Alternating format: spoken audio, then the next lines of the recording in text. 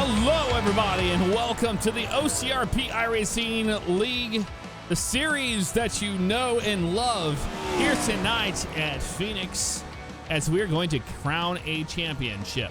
Well, I can tell you this. It's not going to be a race to the championship. We already have one. We have a champion for this season, and I'm sorry if that's upsetting to you, but here in the OCRP iRacing series, they use the standard old style, very retro, when it comes to crowning a champion based off of points earned during the season. And your champion is indeed Matt Rucci. And we kind of all knew that, right? It's not weird or anything like that. We kind of know Matt Rucci was the man. Now, Leonard Fodorero came in second. Wes Graham in third. Talk about that win meaning something in the last race. Well, that was indeed Wes Graham. He finishes out in third. And Dylan Macedo. Things change a little bit here. There is some close bit of points here. 392, 383 between second and third. So, I mean, something could happen, but I really doubt it's going to happen. And then, like I said, Dylan Macedo and Nick Sargent, Brandon Buggs in sixth. I'm sure a lot of you want to know about that. But regardless, it's going to be a great race tonight. There's going to be a lot to go on here and to watch and to look out for. And this is the new version of Phoenix on the iRacing service. Something you may not know about is that they indeed did change everything up. So it's not the old one that you know and love. Indeed, it is new. It is the version that we see today in the real world. It has the dog leg, has the back stretch. So turns 1 and 2 are right here where you see the 81 car right now, 1 and 2. And then here comes the backstretch. And then you get down into 3 and 4. And 3 and 4 are right at where the start-finish line go. So right where the 81 was just a second ago, that was the old start-finish line. There's the Geico restart zone, and bam, at the cactus, that is the line. So it's going to be very different than what you're used to when it comes to a track, but I think that the dog leg and this track in general is going to put on one hell of a show. We want to talk to everybody out here that's in the Twitch chat, and what an incredible job everyone's been doing there.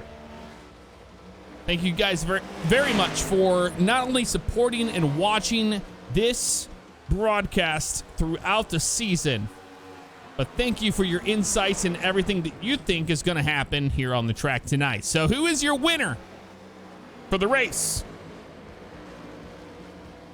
We know Matt Rucci wins the championship. Who do you think is going to win the race tonight? We're going to go ahead and bring up the top bar ticker. The fastest on the track right now is indeed Ryan Potter in that 60 car. You know, he had a lot of speed in the Monday Night League and won that race, but here he is tonight showing speed on the track of all of the veterans and how they get around Phoenix. So it's anybody's guess to who's going to win this race. The 6th car of Clint Spell's into the wall there.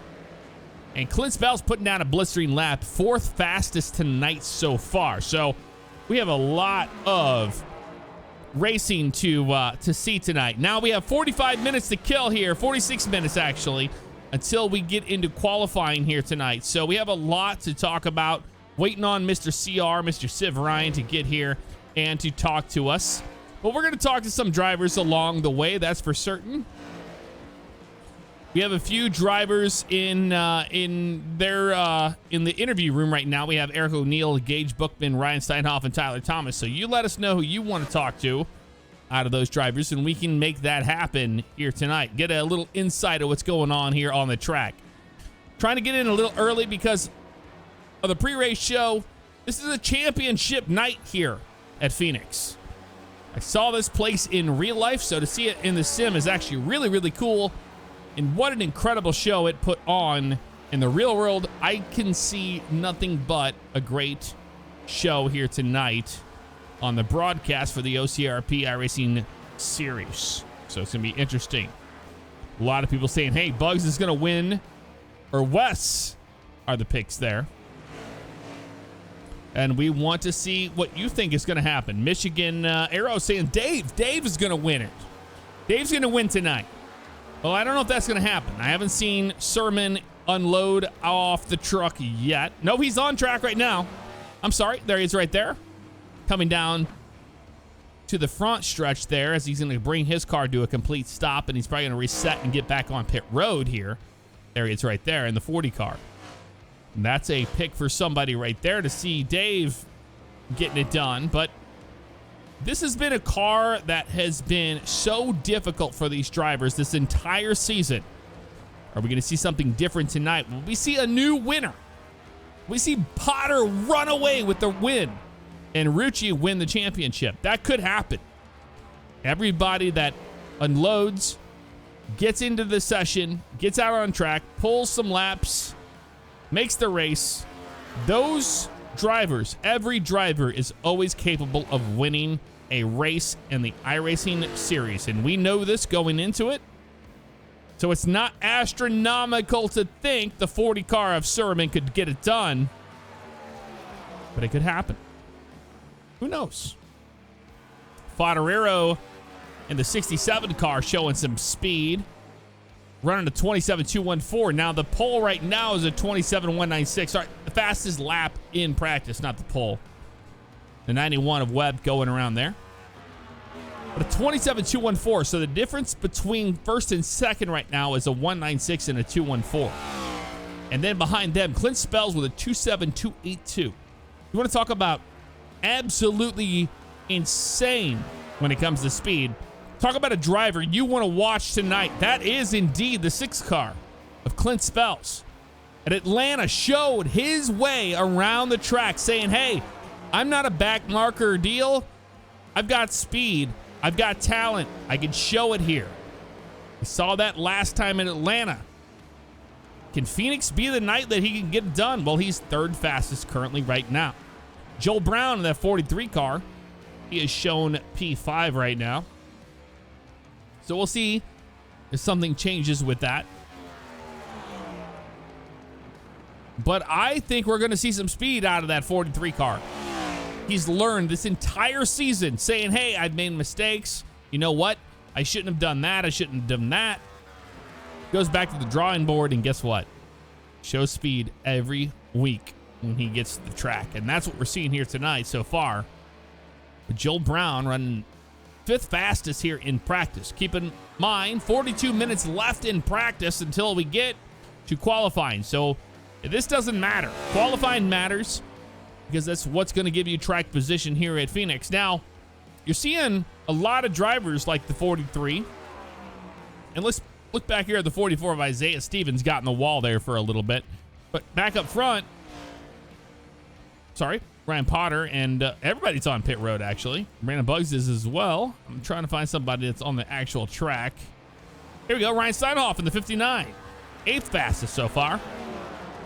They'll show you around here at Phoenix. Now, it's going to be interesting to see if they decide to take the dog leg or if they are going to run the yellow line. Now, keep in mind tonight, if you elect to go down below the yellow and you take the dog leg, you fan out 5, 6 wide, whatever it takes, right here, the line.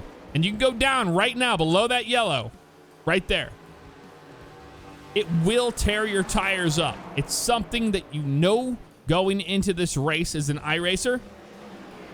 Not so much in the real world, but more in iRacing. It's going to tear your tires up. Absolutely. So we might see a lot of the top end drivers electing to not go down below that yellow line, not taking the dog leg. And that is the difference between fast and mediocre here around Phoenix. And we're seeing the 59 not doing that. Exactly what we're seeing right there. Charles Gray, 13th fastest here tonight so far in the 87 car. And he's got something to show for himself. We saw a lot of promise at Atlanta when it came to the 87 car. Can he get it done tonight here at Phoenix? That's anybody's guess. Guess? Yes, that's what I meant to say. So there you go. The 59 and the 87 battling it out into turn 1 and 2.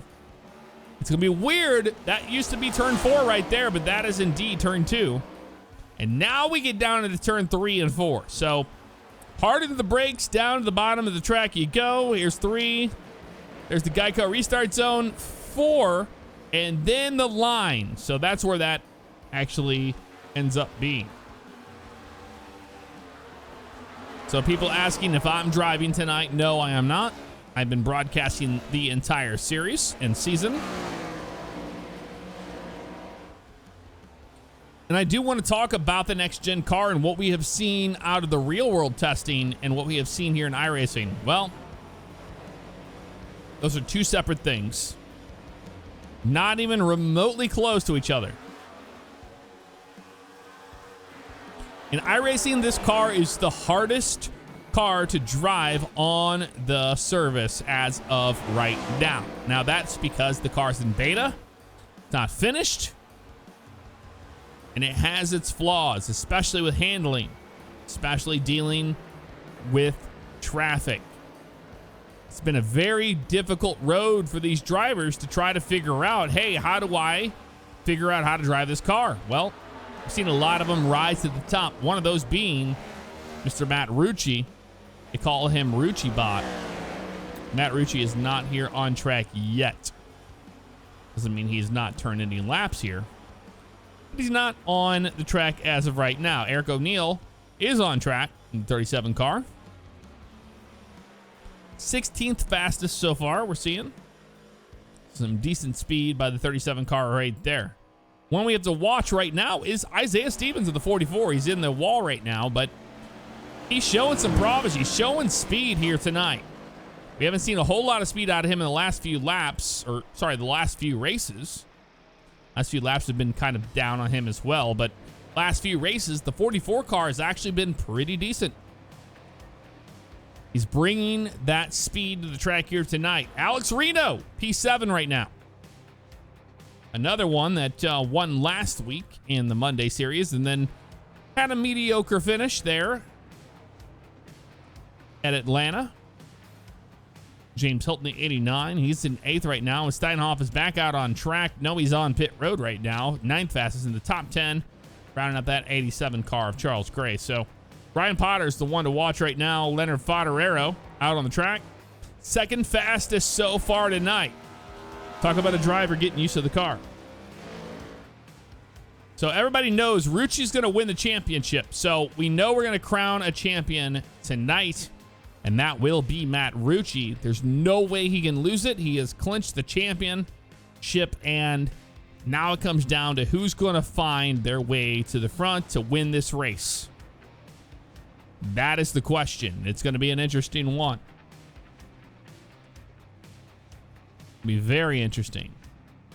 Wes Graham, not on track yet. Only a handful of drivers. 19 drivers so far have shown up for the race.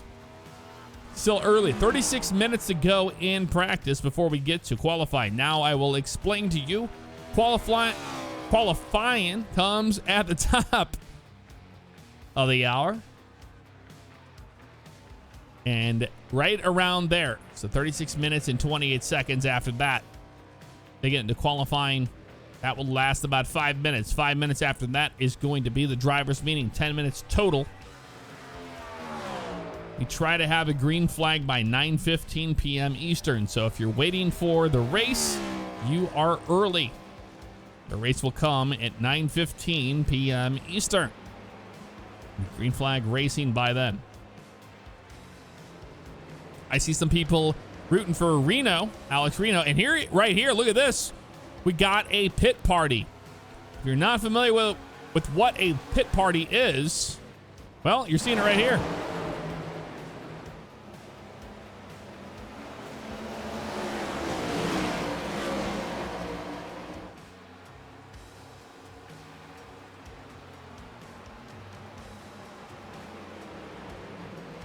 A bunch of these cars elected to slow down and wait after they got out of the pits to group up and give a mock run of a restart. That's what a pit party is. And there goes Potter, the fastest car of the track. And he's got damage. And there's the 13 of Spells into the back end of that car. It was Jeffrey Spells. Got into him. Everybody else will make it around no problem. Aaron Beaver by himself. But in that pit party, there's the 2-car, Chris Essery, 15th fastest so far in practice. But what an incredible drive he had last week at Atlanta. Able to carry speed all the way through that race until the end. We might see something out of this driver, so don't count him out.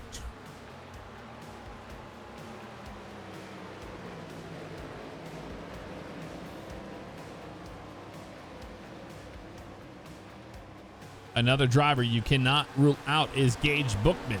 Not the best season that he's had so far. And he's showing a 28.489 right now, but not the slowest car by any means. Sorry, a 27.820 is the fastest. We go off of fastest laps. Back out front, Ryan Potter, Leonard.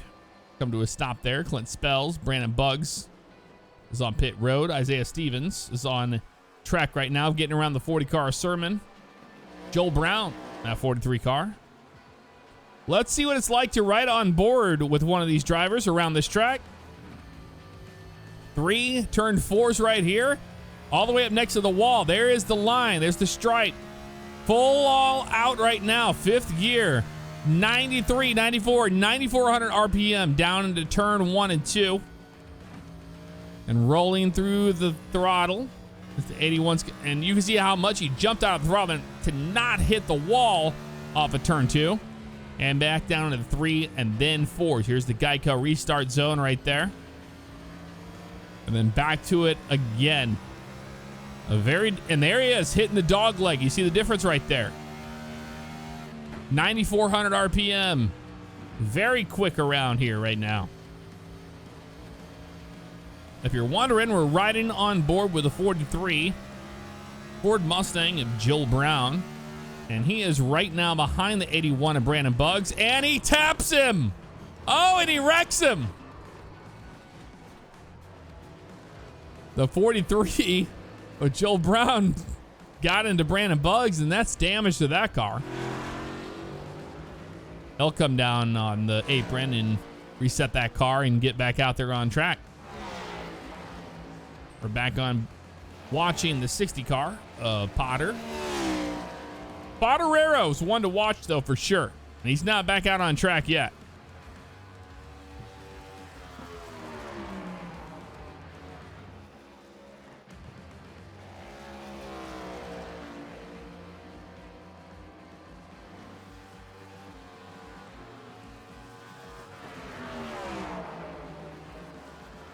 And we're watching Potter get around the track right now, trying to increase the speed that he has shown here tonight, but I don't think you're going to beat him.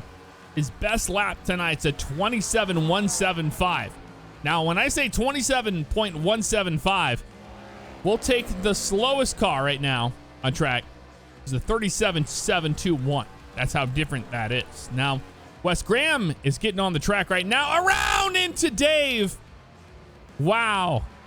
David Sermon destroying the left side of the 88. He's going to come down, come to a complete stop, reset that car, get back out on track again, which we will watch right here as Wes Graham is going to be making some laps here at Phoenix. And we'll see how fast he can get his time down right there, warming those tires up. Not legitimately warming them up. A lot of people have that misconception that whenever you're going left and right, you're warming your tires up, and that seems like a possible idea of what that is, but it's more so cleaning the tires off of any marbles. And when I say marbles, you have a bunch of dirt and grime that's up next to the wall on the outside. If a car's tires gets in the marbles, it collects them on the tires. Now, the only way to get rid of those is through laps and heat and, build up of pushing those off the tire. But number 2, it comes down to cleaning the tires off, to going the left and right motions that you see in the real world and here in iRacing.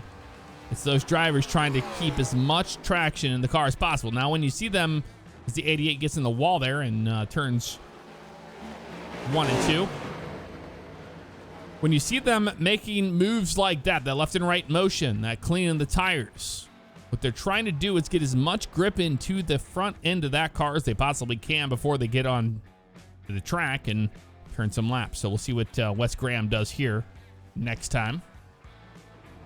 Probably going to see him go left and right here as well. Trying to get as much grip in that car as he possibly can.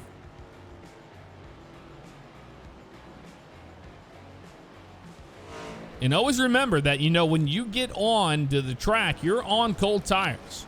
You're losing so much traction on that first lap. It takes 2 to 3 laps for this car comes to life and you start to turn decent laps. So we'll see what 88 of Wes Graham does here. Elects to stay on the outside lane of turns 1 and 2. And now he's going to line up for a pit party. And we're going to go on board with Wes Graham here on the pit party. This is a mock restart right here to try to figure out what the car's going to do in traffic and with everybody else. There's the green flag right there as if it were. So cool to see guys doing a pit party like this. It's a good way to see what we can expect out of the race tonight. And the 4 Bearder goes around and Wes is collected in that, and that's unfortunate. That's what happens. The back half front. I hope that's not what happens in the race, Jeff. I really hope that's not what happens in the race. We watched a pit party happen right there, and a big junk on the backstretch there. That's Sermon and Ryan. This Potter there. Not Ryan. Is that Ryan? Ryan Potter. So weird to say Ryan Potter because I went to high school with a Ryan Potter. No, it was a Brian Potter. That's who it was. Jeez. Same thing. Same thing. So, yeah, it throws me off a little bit. How you doing tonight, Ryan? Doing just fine, Jeff. Man, you're early. I was out getting It's a championship race. We had a lot to talk about. Somebody's excited. Oh, jeez. We had a lot to talk about, a lot to yammer about because it's never enough time before we get started. But tonight's a championship, so I wanted to explain to people that we already have a champion for a reason. Here's why, but who can we look to see that can spoil the race for somebody else? Now, if Matt Rucci wins the championship and then comes in here and wins the race tonight, that's going to be an amazing thing to see. I don't know if we're going to see that, but Potter, that won on Monday, currently right now has the fastest lap. Guess who's third? Clint Spells. Where has this man been? Taking that momentum out of out of Atlanta and moving it into Phoenix. What an incredible run.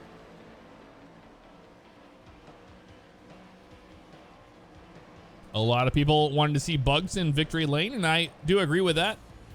He's 4th fastest right now. He's definitely got speed to get it done here tonight. He's always come up short.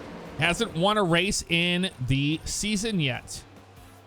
Has Leonard Fodorero? Yes, he has one win. Okay. One win. Cool. So him get another win.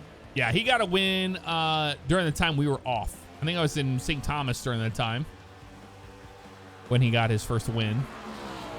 So he was looking to get his second win there, and it didn't happen. It was no. He does. He has 2 wins. I'm sorry. He won at Martinsville. We don't talk about Martinsville, but he won Martinsville, so that's 2 wins for him. Nobody wins at Martinsville. So what I was saying is like in points, we're looking at Fodorero and Wes Graham. Okay, so you have 392 versus 383. Remember, every spot is a point. So he has to get in front of Wes to finish this off, which he's currently doing right now. For the second, it doesn't matter. It's not the championship, but we're looking at who's going to finish second in the championship. And I got to say, as a person that's finished second in a championship, it matters, okay? The love and every bit of time you put into the race week after week. Second place matters. Third place matters. Every place matters in the top 10 at a championship. And the 81 giving a shot to the 43 there of Joel Brown. I'm going to get my race up and running for you. So I'm actually using now. Uh-oh. Oh, yeah. That's my camera. I'm actually using Streamlabs Studio. No longer on slabs anymore. Wait, you're using OBS Studio. Yes. It's been way better so far. Dude, I never switched to Streamlabs OBS because I always found it clunky and I didn't use Well, put on top of that they're a real piece of crap. So, and what they have been doing recently made it very easy for me to move over. Now, Forza still doesn't work properly for me, but it's Forza in America, Jeff. Don't it's you Forza. know? Haven't you read all your comments? God, also, no. do you know what counter steering is? I don't know what counter steering is. Does that mean that you turn opposite of how you're fucking steering? Yeah, you're gonna watch. See, I watch a lot of YouTube of people drifting, so I know a thing or two about drifting. So I'm gonna give you some unsolicited advice in the comments. Yeah. Car people, everybody. Yeah, I swore. I'm sorry. Yeah, we haven't had any swear words on this broadcast at all, ever. It's never happened. What are you fucking talking about? Go fuck yourself. Why is the 81 doing burnouts in the pit? Somebody disqualify him, please. He's an idiot. Yeah, we got to get rid of him. He's an absolute monkey behind that wheel. Leonard Fodorero. Oh, and we got Rucci Bot out on track right now, finally. Rucci Bot, your champion. Complete. He's fully charged. The Rucci Bot is fully charged. We're going to take names. Matt Rucci clinched the championship in the last couple of races. He is our champion tonight, and he will be crowned the champion. That doesn't mean he's not going to win this race. And to me, you know what? Think about that, Ryan. If you've already won the championship going into this race, how sweet and how important is it for you to finish in the top spot and to take the win? Honestly, I think it's kind of a dick move. You already won this season. It's not. Like, let somebody else. It's not. Eat. You know why? Because of modern NASCAR and modern racing today. You see so many drivers win a championship and win the race in the same thing. I think that adds that added pressure. But he's already won it, though, is what I'm saying. Like, he's already clinched it. The championship, not the race. Yeah. The race is very separate from that. So every driver... I agree with that, but that has been what I'm saying is that selfish. He's a selfish Rucci Bot. No, he should be going at the back and he should be pushing other people forward to the win. Come on, Rucci Bot. What I'm saying, Heart 2.0. Have a Heart 2.0 software update, Rucci Bot. Sorry. No, it's fine. And Matt's a fantastic dude, and I played some circuit superstars with him, and the dude is just. He's just a good guy. He's fantastic at iRacing, but just also a stand-up dude. But I want to say that I think that modern racing today and the championships we just recently saw with the Xfinity trucks and with the Cup race, I think no matter what, you can tell Rucci all day, hey, you won the championship. That's great. You don't think he doesn't want to win this race tonight? I mean, anybody that drives wants to win the race. Let's be real. They do. But Rucci definitely wants to win this race because how sweet is it to win the race and championship all in one take? Yeah, that'd be cool. I get it. Well, he's not putting down any fast laps right now, only P12 as far as speed goes. So we might see some struggle here. But you know what? This is the driver we've talked about all season. Knows the car inside and out. He's figured out the next-gen car, as broken as it is in iRacing. Number 2, he knows how to save tires. His racecraft is second to none. And all the other drivers out there that have respect for him, and they do in this league, is because they go, I don't know how he does it. How does he save tires so much? And he makes you think that he's just not at all. So many drivers are like, I'm in second. I'm trying to run him down. I can't pass him. But then he has so much speed at the end of the race. That is what makes a champion in this series. He's a true master of this next-gen car on iRacing. And that may not mean much to anybody. And it's a broken car. It's not perfect. It doesn't work the way it should.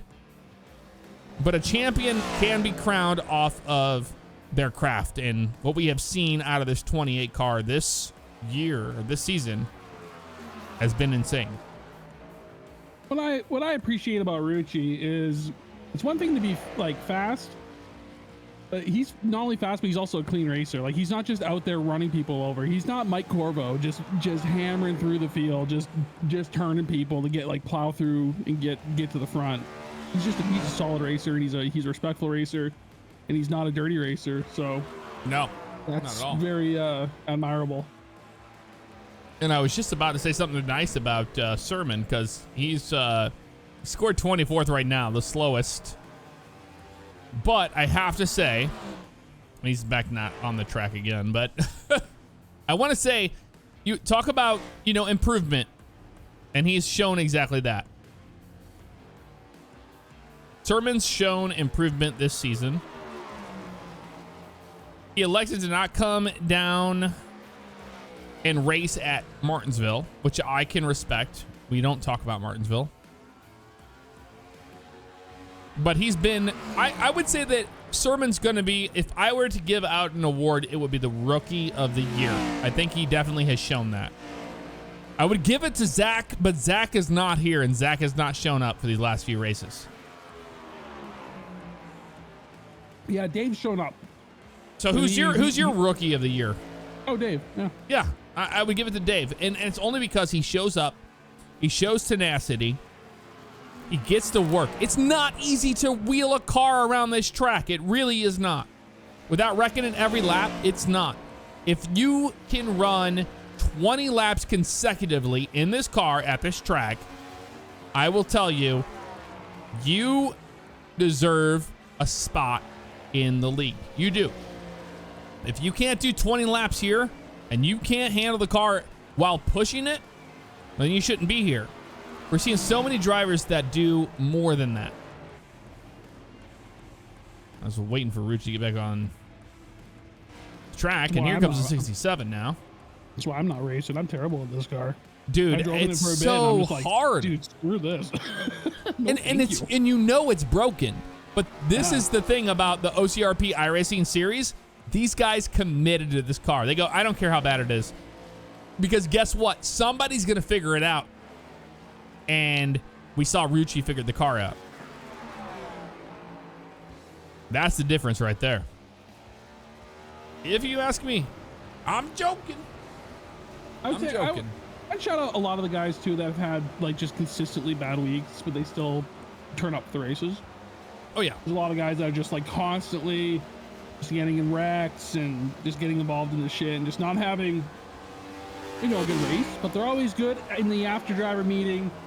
Spirits are high. They're just happy to be here. And I appreciate that. These guys are like, you know what? Tonight wasn't my night. The last 3 weeks weren't my night, but I'm still having fun. It's a good time. It's at the end of the day, this is fun. This is an excuse for these guys to have something to look forward to on Thursdays and race with the boys. So shout out to those guys for keep coming out. Absolutely. And we're watching here on board with Wes Graham, and you can just see how much you have to be on top of this car here. Down into turns 3 and 4, which is weird. Then you hit the line. Now you hit the front stretch. It has the dog leg, 93, 9400 RPM down into turns 1 and 2. And you see Wes got really, really tight right there. You want to be on that line. Off the corner on the back stretch. Hard braking into 3. And then Geica restart zone in turn 4. Back at the line. And he's got his hands full right there. So the car is not easy for these guys to drive. And that's the thing I love about it. We've seen this in real world when it comes to the current tests that are being done on the next gen car. I love seeing underdogs. I love seeing guys that are really, really fast normally struggling with the car. There's something about it that makes it, I don't know, competitive almost. If that's the word for it. I think it is.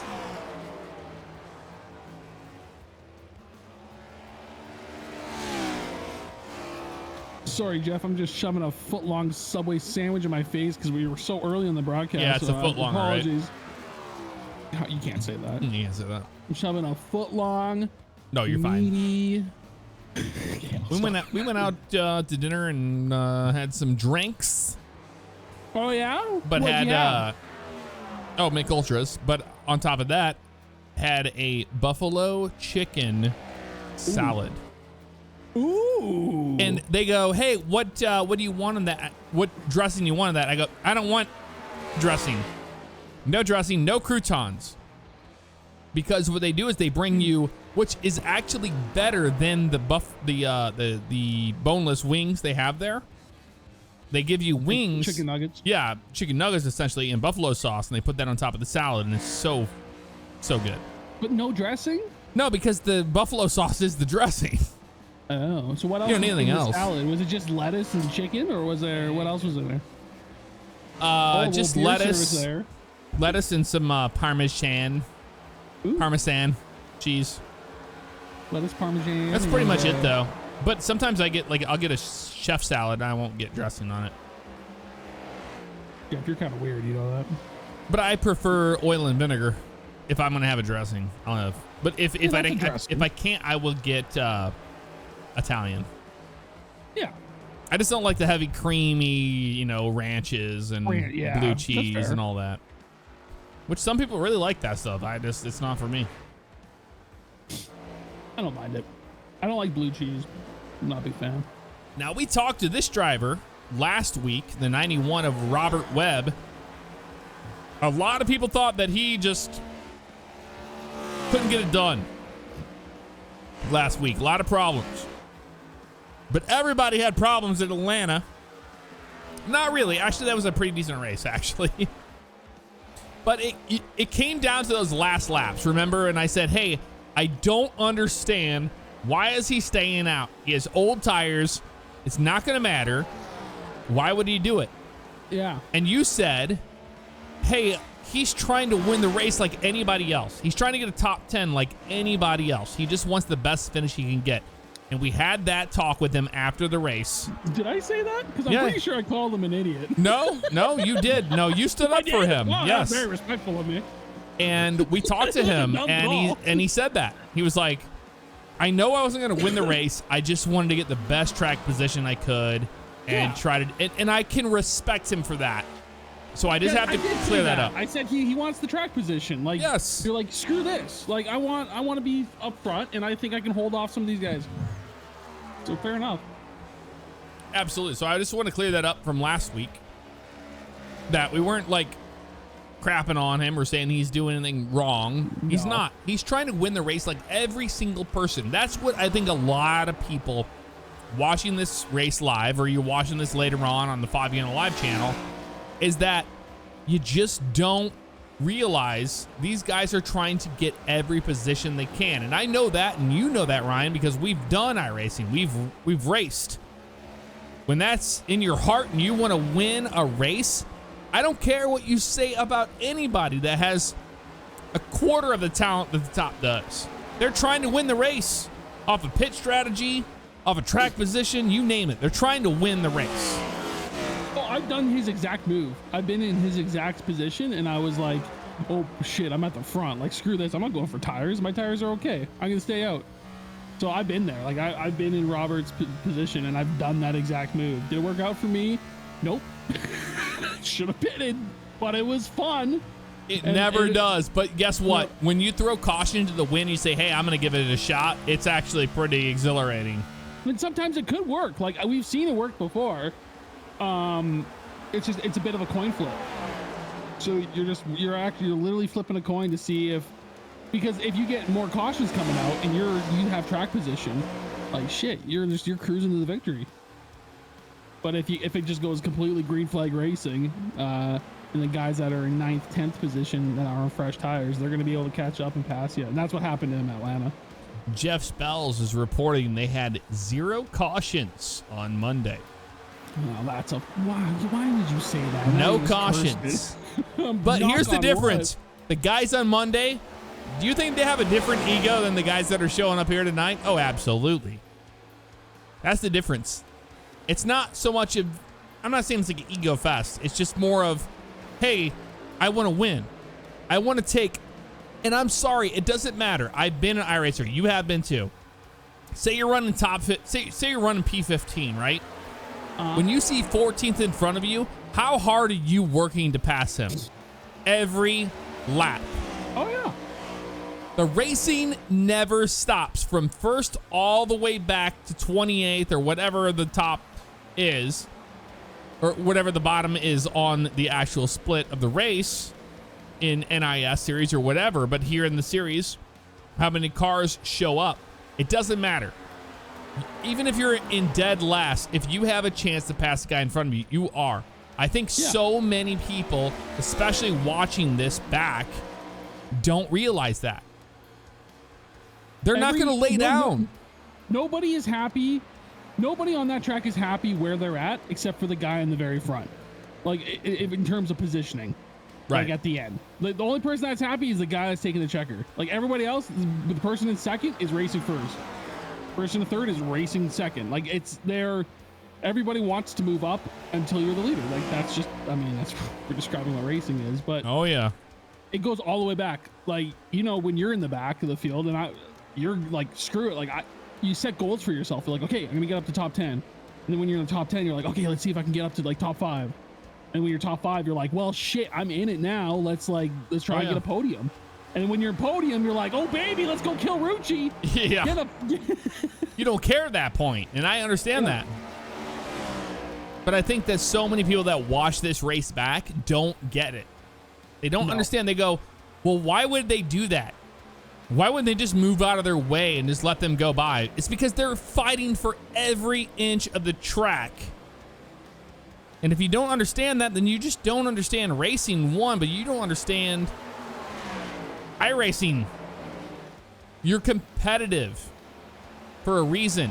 Everybody here that gets onto the track has the opportunity to win a race. You take that away from them, you don't have racing.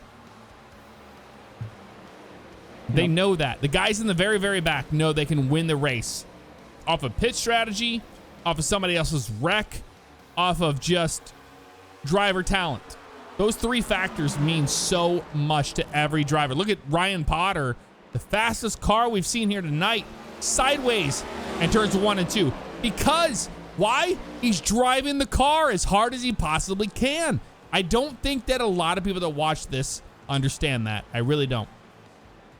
Well, the other thing is, like, we're in practice right now. So I know in practice what I'll do is I'll get a feel for the car, and then I will push the car to its absolute limits and find that breaking point, and then try to move backwards from there.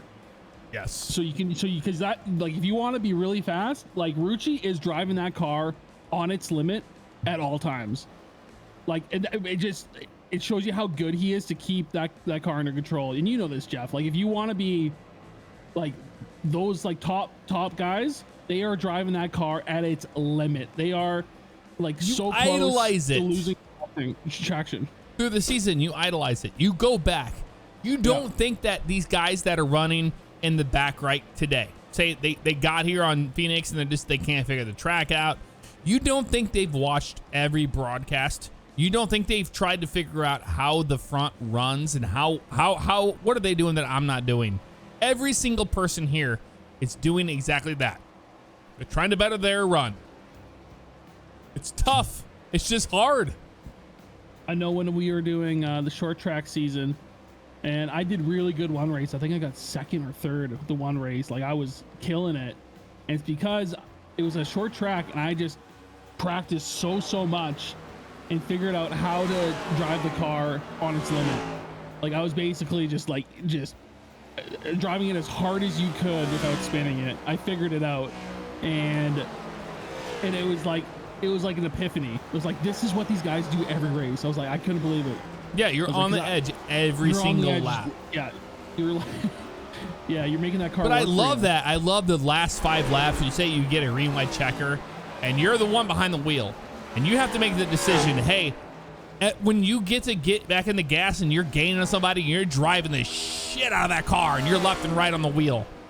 There's no better feeling. It's competitiveness. It's just what you do. It's when you understand what iRacing is. Yeah. I think it's easy. Sorry, Jeff, go ahead. No, you're fine. I'm saying it's easy if somebody goes, hey, look at Dave, right? Shows up week after week.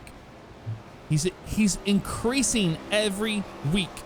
He's understanding how to race. He's understanding the car, but that's because the passion's there. And he understands that, hey, guess what? It doesn't matter.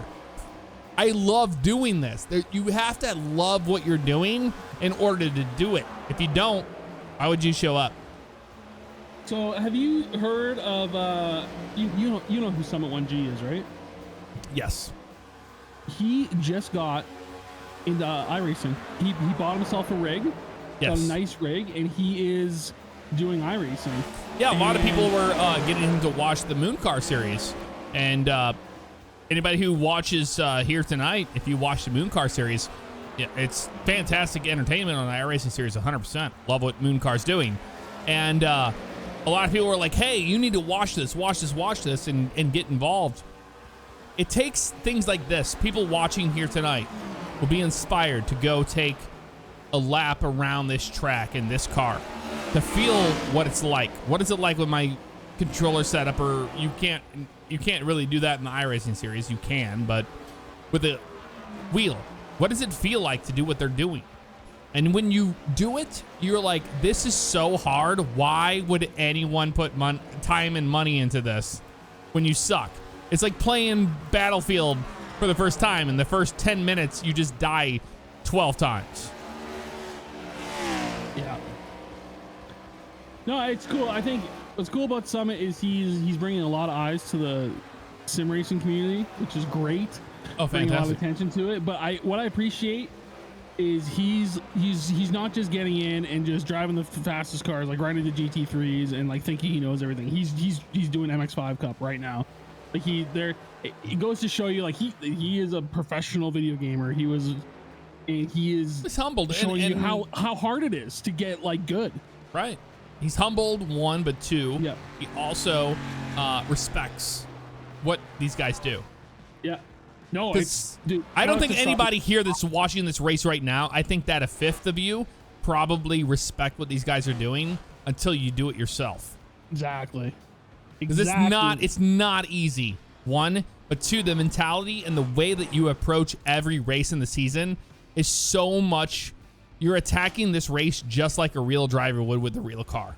The only difference is that there's a real car and there's a virtual car. That's the only thing. There's nothing like it, man. Like my heart has never pumped faster in a video game in any type of thing than it does when I'm iRacing. Like there's nothing like it. It's hard to explain until you do it. There's no other sense of growth and accomplishment in any other video game out there. It's battling the mindset of another person and how they're manipulating that virtual car with the virtual problems that you are experiencing. There's nothing else out there like it.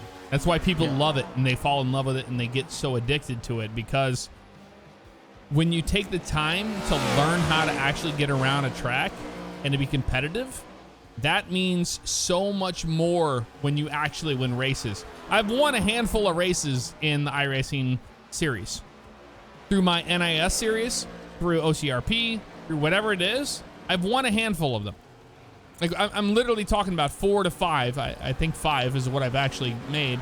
But every win is so special and so difficult, just like a real sanctioned race body out there that runs the real thing. Yeah. It's that special. It's so hard to win a race. So that's why I'm like, you have Matt Rucci that won a championship, and he's already jazzed about that. For him to come here and not win this race tonight, it's going to be hard on him. He's going to always be like, hey, I should have won that race. I should have done it. I should have done this, should have done that, whatever. The competitiveness is definitely here, and we have seen it all season. We got 1 minute till qualifying. Oh, here, yeah. Jeff. Very excited for the season championship at Phoenix, Arizona. Phoenix, hooked on Phoenix. Hooked on Phoenix. We both been to Arizona, but you've been to this track. I saw your vlog. If you want to see a cool vlog, go check out Jeff Favignano's YouTube channel. Cool vlog. The plumbing company there is called Phoenix Pipers. They're fantastic. You should look into them. The Phoenix Pipers will get you done. Hey, we got 15 seconds. We're gonna take a quick break. We'll be right back. Oh, we're taking a break. Yes, we're going to take a break, all right. We'll be back after they start their nonsense here at Phoenix Pipers. We'll be right back.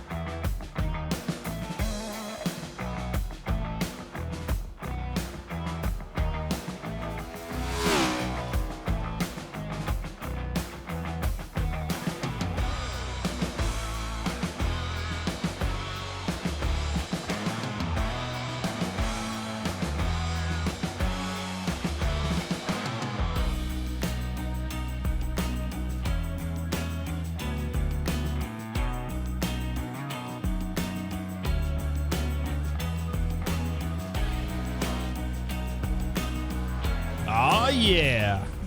Welcome. Oh, yeah. This race name is so great. I actually chose it. It's the Championship 120, a.k.a. terrible name. And the reason for that is because they called it the Championship 120. And I said, hey, that's a terrible name. I'm going to change it live. ACA mean? No, ACA, as known as. I'm going to change it to this. Hold on, wait. I'm going to do it in real, well, I'm going to do it in real time. Hold on, we got it. Here we go. It's the Phoenix Pipers 120. The Phoenix Pipers 120. The best plumbing company you will see on the West Coast. So what an incredible run we saw in practice. Matt, let's talk about practice. Pipers got me going. It doesn't mean we're going to see the fastest drivers at all. A lot of the guys hold back. You know what I mean? Practice doesn't mean. No, it doesn't. Let's see who's on the track right now. Not Brandon Buggs being a douche. There goes the 97. Aaron Beaver. He's had an up and down season for sure. And he's coming back down to pit road. I was trying to see who was on the track. Jeffrey Spells. Look at him being a douche going back down pit road. What is everybody doing right now? Oh, here we go. Sermon's out on track. Oh, come on, Dave. Come on, Dave. You got it, buddy. Come on, Dave. 7 minutes remaining in qualifying. At the 5-minute mark, you will see the change over into the driver's meeting, so they will not be able to compete anymore. But look at Dave. Look at this, dude. Like, what is amazing about Dave is I know Dave, and I know his limited knowledge of NASCAR and oval racing, and to watch him grow this season brings a tear to me eye. Like, it's incredibly good. And look at him getting around here. He did not wreck his car once. That's impressive.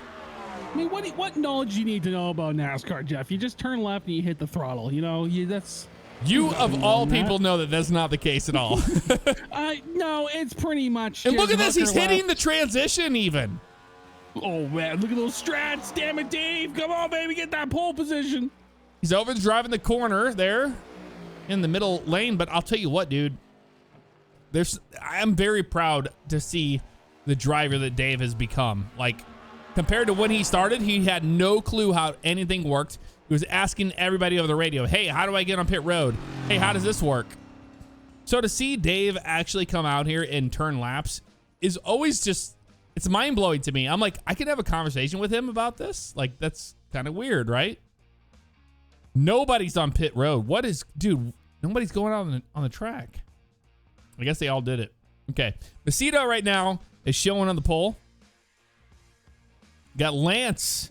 Dude, Jason Lance has had a lot of speed the last few weeks. And this is coming together for that. Fodderero in third and fourth to Potter. Potter, we knew he had speed. Fifth to Wes Graham. Sixth to Joel Brown. Clint Spells, continuing this top 10 speed. There he is right there in P7. Steinhoff, the 59er. The 50 Steiner in P8. Incredible. It's good to see it. I love to see it. I do.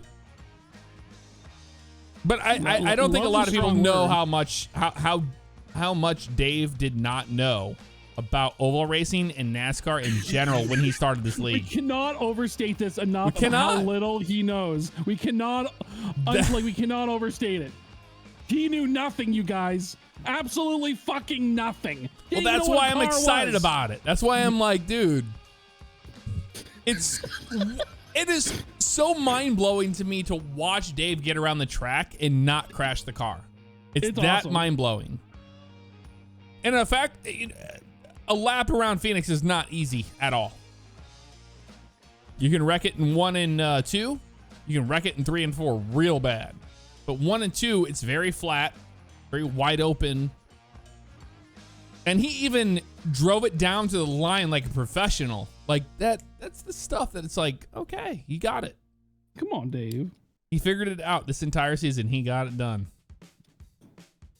I love that. I fall in love with that. I think it's cool. All right. What's cool is like it gets like he's probably a little bit more into NASCAR IRL now. He probably follows it now a little bit. Yeah, I think so. He doesn't, but I'll try. You can actually appreciate it.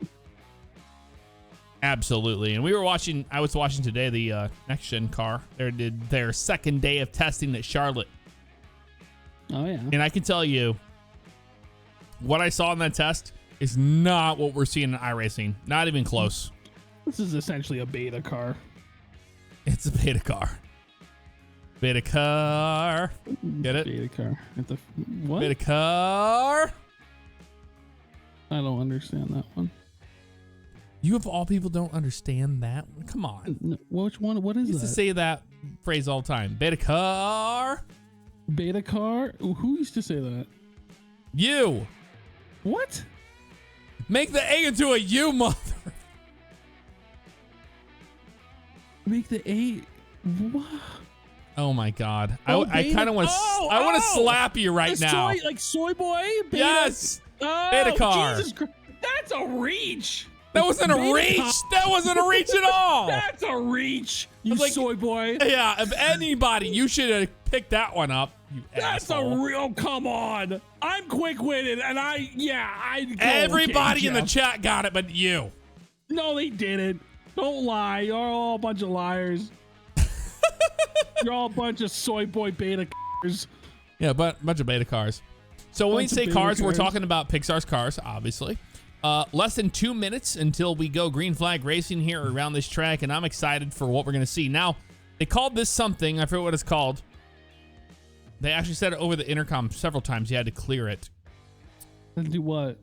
The Crescent. They call it the Crescent, where O'Reilly is there in turns 3 and 4. Oh, yeah? They call it the Crescent. You have to clear the Crescent. Clear the Crescent. Clear the croissant. The croissant. Dude, there's nothing better than a croissant with egg, Canadian bacon, and some cheese. Have you seen how they make croissants? I don't want to know.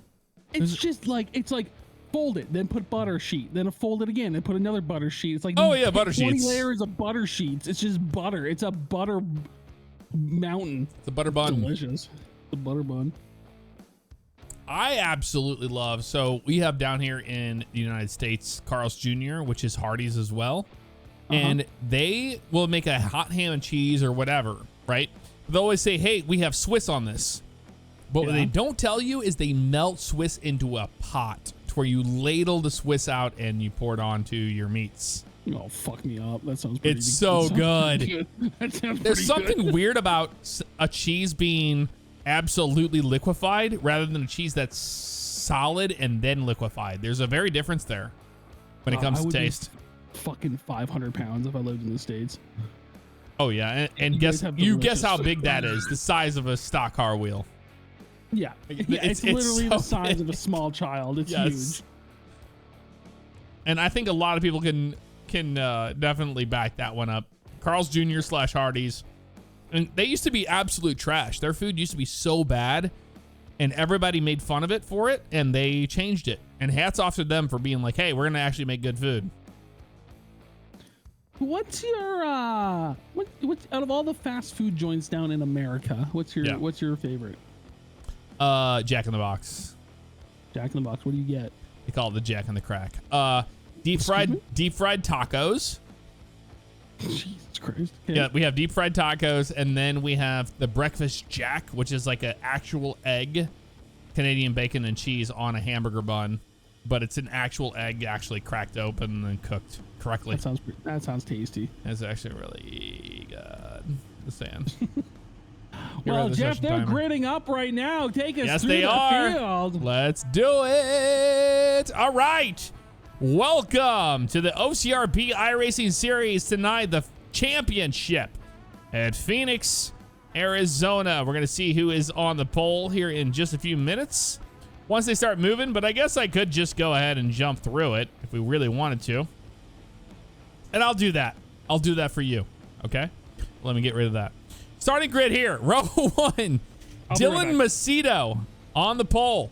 Jason Lance showing a lot of speed this season, showing P2 right now in row 1. Not bad at all. Row 2, Leonard Favignano, 2 wins this season. Finds himself right there in the 3rd spot. Ryan Potter on the outside. Ryan Potter won the race on Monday this week here at Phoenix. Can it get done again tonight? Good question. Wes Graham, row number 3, and Joel Brown. Clint Spells in row number 4, showing a lot of speed at Atlanta. Ryan Steinhoff on the outside of him. Row 5, Nick Sargent and Matt Rucci. Rucci Bot, right there. The season champion, right there. Matt Rucci, row 5. Row 6 to Isaiah Stevens and Brandon Buggs. Totally his body. Totally not on Kevin Harvick at all. Kevin Harvick did not have to lift weights for Brandon Buggs to pace his head on top of that at all. Row 7, Charles Gray and Stefan Benende. Row 8 to Aaron Beaver and Jeffrey Spells. Row 9, Chris Essery and Alex Reno. Won at the last race at Atlanta on a Monday. Row 10 to Tyler Thomas and Gage Bookman. Row 11, James Hilton and Robert Webb. Row 12, Robert Keller, the winner at Daytona this season, and Kyle Cleveland. Row 13 to Eric O'Neill and Zachary Guzman. And then David Sermon rounds out your row 14 there in the back. So there you go. That's who's starting where they are. We're on the back stretch, which it might be strange to you at first. We're on the back stretch right now, coming down 3 and 4 in this restart zone between turns 3 and 4. We're going to be going green flag racing here. Watch Dylan Macedo. Ryan, you got the call. All right, the Phoenix Pipers got me going. 1 billion championship race, and their green flag, and Macedo's going to go all the way down to that bottom of the croissant. But look at that, the 67 with a nice run. Who's 67 again? That's Leonard Favignano. He has 2 wins this season. It's been all season. I don't know these guys' names. You keep going, Jeff. I'm going to do things. Favignano to the bottom of the track. Well, we can't talk about draft and how important that is. It's just not here at this track. It's a short track race. No matter what, these guys have to outdrive each other into the corners. I know I said each other there, but they have to outdrive each other every single corner, and it makes a huge difference there. Caution's out. Caution's out. Have another drink, Ray. Have another drink, Ray. Have another drink, Ray. Oh, no. 22 of Alex Reno. After such promise there, having a win on the Monday series last week, is involved in this one. We're going to find out what's going on with this here in just a few moments. Let's find out what happened with the 22. He got caught up in, oh, he went for a ride, actually. Right here. So he's trying to get down to the bottom of the track. There's the 8 car. The 8 car gets really loose here and washes up the track of Tyler Thomas there. Left front, 22 had nowhere to go, riding in the back. Straight to the wall he goes. Hard hit, lifts up the 8 car of Tyler Thomas, gets underneath him and flips him over on his lid. That is iRacing physics right there. Take it off, flaps down, flaps set. He's clear for liftoff. Little aviator Alexander going for a ride there. Hopefully he's okay at his home. Absolutely. He's got Boeing on the side of that car, so you know his flaps are set right there. Yeah, it's probably a Max 800 or whatever it is that keeps running. Max. You can't talk about the Max. Can't be done. I just did. So Alex Reno starting 18th and getting involved in that crash, and Tyler Thomas will take his repair and get back on his way. And so will Alex Reno. He'll get his fast repair. We talked about fast repairs before, but Ryan, what is a fast repair if you had to explain it to somebody? It's a repair that's pretty fast, Jeff. No, it's basically they get a new car. It's a complete reset. They get a brand new car. I do believe the wheels carry over though, the tires, but they get a brand new car. So it's like a mulligan if you're a golfer, golfer's terms. That's the question though. Do they get new tires? I don't think they do. Or I think they get new tires when they do it. I thought they did, yeah. So I don't think that they get to come down pit road and have 4 laps on their tires. I think they just get new tires and everything. I could be wrong about that, but I think they do. I think you're right. And I think a lot of the drivers this season have shown their displeasure for it because they go, I think that more guys would probably not make boneheaded moves if they didn't have fast repairs. And we might see that go away in the next couple seasons. I think that's stupid. Sorry, I'm just like, if those guys are gonna get caught in the wreck, they're gonna be like, oh, I wish I had fast repairs. No, I agree with that. You know, I think it's stupid. This league's supposed to be fun. If they can't handle fast repairs, get out of here. Turn 2, here comes the pace car. It has to hit pit road, and it's so strange to hit pit road off of turn 2. And now you have to pace the field all the way back to turns 3, Geico restart zone, all the way to turn 4. Dylan Mazzito. God damn it. Dylan Mazzito will be the control car with Wes Graham behind him. Waiting to restart lap number 6. Green flag in the air once again in Phoenix. We're trying to crown a champion, which we already have, but who's going to win the race? Start there from Macedo. Look at Wes Graham, 88 Wes Graham. He takes that second position away from Fodorero. Good start there by Wes Graham, and he might be taking first away from Macedo here down at that bottom. There we go. Oh, Wes Graham to the bottom of the 25 of Macedo, and he'll wash up a little bit there and maintains his track position at the line down to the dog leg. How many drivers are going to elect to take it? Quite a few. Do your tires get eaten up if you go down there? Yes, they do, especially in iRacing. Not so much in the real world as much as we would see in iRacing. iRacing, that is absolute death on your tires, and you know that. But you got to realize you're getting an advantage that somebody else is not. So guys are going to want to do that sparingly, is what you're saying. Yeah, watching right here, the 91 of Robert Webb, losing a lot of spots right there. Eric O'Neill as well. But out front, sorry about that.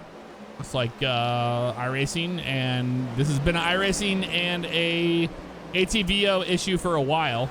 But it didn't go down to 5 frames per second. It just went to like, I don't know, 10. I'm watching right back here. Clint Spells, Nick Sargent, right around here is a really good race for position. Look at the 6 of Clint Spells. Jason Lance there holding strong up and forth, but Clint Spells on the outside, Jeff. Come on, Clint. Clint's been one to watch these last couple of races. So much speed. At Atlanta, hey, I've got speed. I've got talent. Here at Phoenix, he has the same. He has figured out the track more than half of the field, and that means something. So good to see The 6 of Clint Spells as he's trying to make his way around the 25. Gonna be 3 wide coming off a turn. Number 2. Oh, just be careful, boys. Nice moves, good moves. Man, we were talking about Dave earlier for improvement on drivers. I'd say you throw Clint Spell's name in the mix for Rookie of the Year. I wouldn't give him a Rookie of the Year because he's been around for so long. But my goodness, talk about improvement. Incredible improvement. Clint Spells, the one to watch tonight. Even last week, I thought the dude could win the race. He was that fast. There's something about this driver. He's figured out how to get around the track in this car, and that really, really, really shows. Yeah, on board with Wes here. Great to see Clint up there.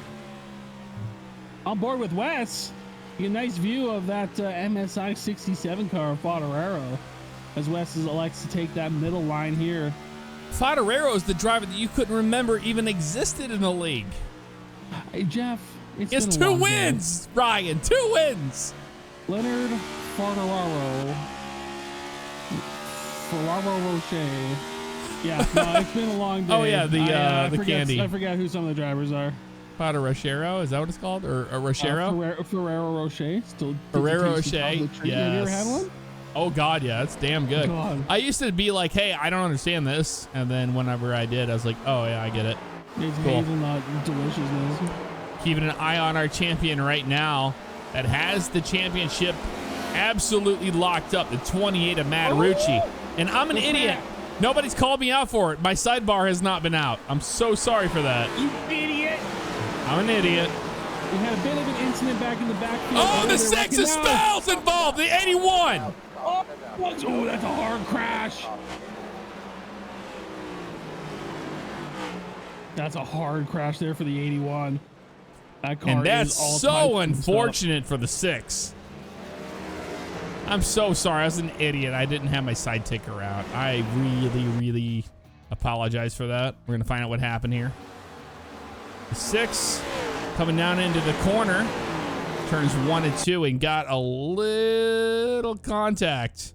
Maybe they disagree with that. We'll see here. 6 car on the outside. The 60 of Potter.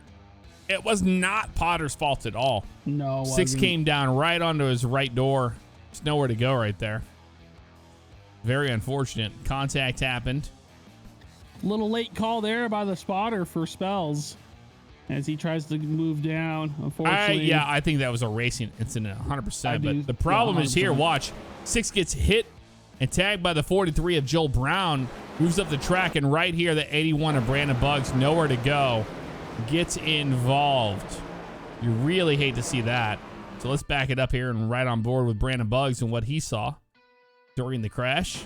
Came to a weird halt there, like complete dead stop on that wall.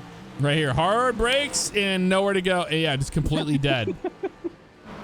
He just like, at this moment, I knew it was over. It was over. That's really sad to see. You hate to see it. He's got fast repairs. He'll be back. Yeah, he's got a fast repair or 2. Oh man, I feel like an idiot. I didn't have that sidebar up, but I think that's because I was just too involved in the racing, and then we had a quick yellow there, and now we're back under. So I'll remember this time. I won't forget. Don't worry, Jeff. We forgive, but we don't forget. Okay, that's true. One thing that we can't forgive has got to be that bug. That sounds like when they're in their last gear driving around this track in the replay mode or the live mode, it sounds like they're in first gear. Oh, really? Oh, yeah. It's really bad. Right now, this camera view, it sounds like they're in first gear the entire time, going nah, the whole time. We cannot forgive that. Come on, iRacing. People pay you too much for this. That is true. This game, as much as we were saying like, oh, this game's great, there's nothing like it, you do pay for it. You pay for every bit of it, yes. It is not cheap. So it's hard to overlook problems. God, I can't speak today. To overlook problems because they're very prevalent. There's nothing no one can do about it. Jason Lance, look at this dude. Let's talk about Jason Lance for a minute. Started P2, had a lot of speed, and right now showing P5 behind Rucci. Rucci, my man, started P10. He's in P4 right now, Ryan. Rooch. You want to talk about a dude that up. knows how to save his car, how to get towards the front, but nothing can be said more than Nick Sargent. What about Nick Sargent? Started 9th. He's in 3rd right now. Hey, good job, Nick. And he's had a lot of speed week after week, especially Atlanta last week. We could see a lot of drivers upset Rucci tonight by getting a win in there. Really good. Like I said, just come on, man. Save some for the rest of them. Come on, Rucci bot. Well, here's the driver that Ryan can't remember. It's the 67 Favignano. He is going to be your control car. And that's going to be Wes Graham on the outside. It's going to make up names for everybody I don't know. And Wes Graham was the winner at Atlanta. I don't want to let you forget that. Talk about momentum coming into this race. All right, Ryan, what do you see? Wow, that 67 card of Lionel Fitzgerald going down. Now he's got the green flag here. Passing the cactus. Green on the cactus at Arizona. Rucci trying to look to the outside of Wes Graham as Leonard Favignano takes a nice lead. Look at Nick Sargent down at the bottom. He's holding his own, trying to fend off Wes Graham, but I think he's going to lose that battle as we ride on board here with Matt Rucci. And my goodness, look at this Rucci bot engaged. He's going down that bottom line, and he's going to be working on Nick Sargent.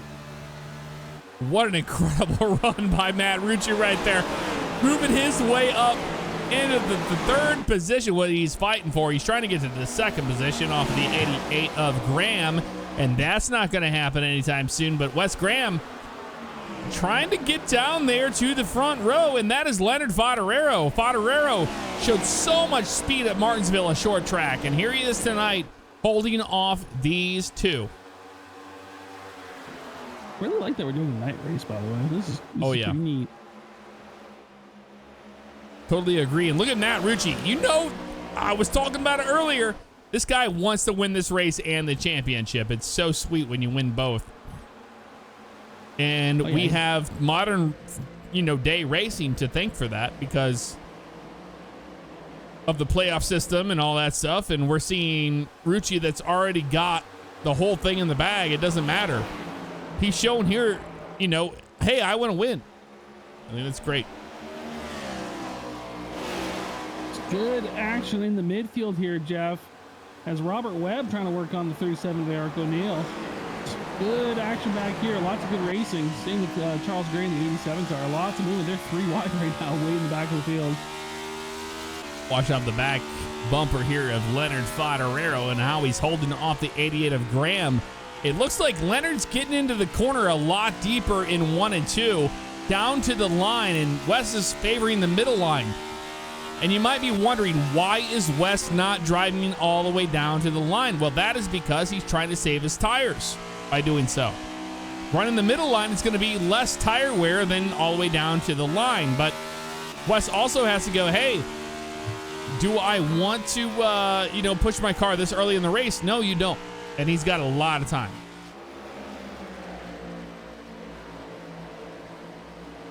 Yeah, a lot of movement in the back of the field here, Jeff. They're 3 wide around the last corner here. Yeah, there you go. That's who I've been watching. Oh, yeah, Robert Webb, Eric O'Neill, Ryan Potter. You got the 6th of Clint Spells, which is shown speed here today. And he got caught up in that early incident. And he's trying to charge his way back towards the front. And look at behind him, he's got Alex Reno right there.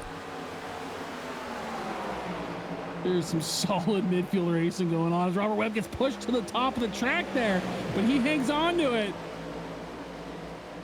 Oh, yeah, this is good racing right back here. Yeah, I'm watching it. I was like, dude, you got to fucking switch it because they're racing real hard back here.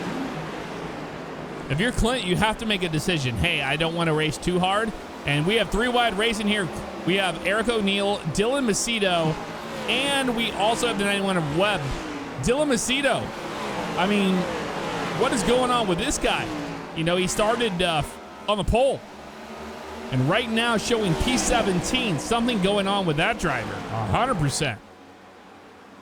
Just goes to show you, he could be a hot lapper, but once you get into the pack racing, it's a different ball game, because he qualified first on pole, and he's way down in 17th now.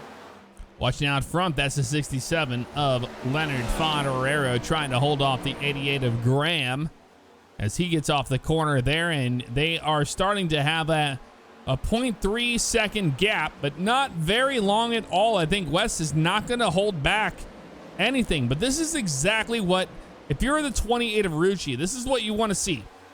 You want to see the leaders battling it out, because guess what? I can sit here and save all day long. You guys go ahead and battle it out. That's what I want. Yeah, the Rucci bot's just crunching numbers and juggling algorithms back there while he's saving it. He's in save tire mode, and he'll flip the kill switch in the last 10 laps here. So he's just literally a shark back there waiting to stalk its prey. Watching Ryan Potter here try to hold off the 87 of Charles Gray.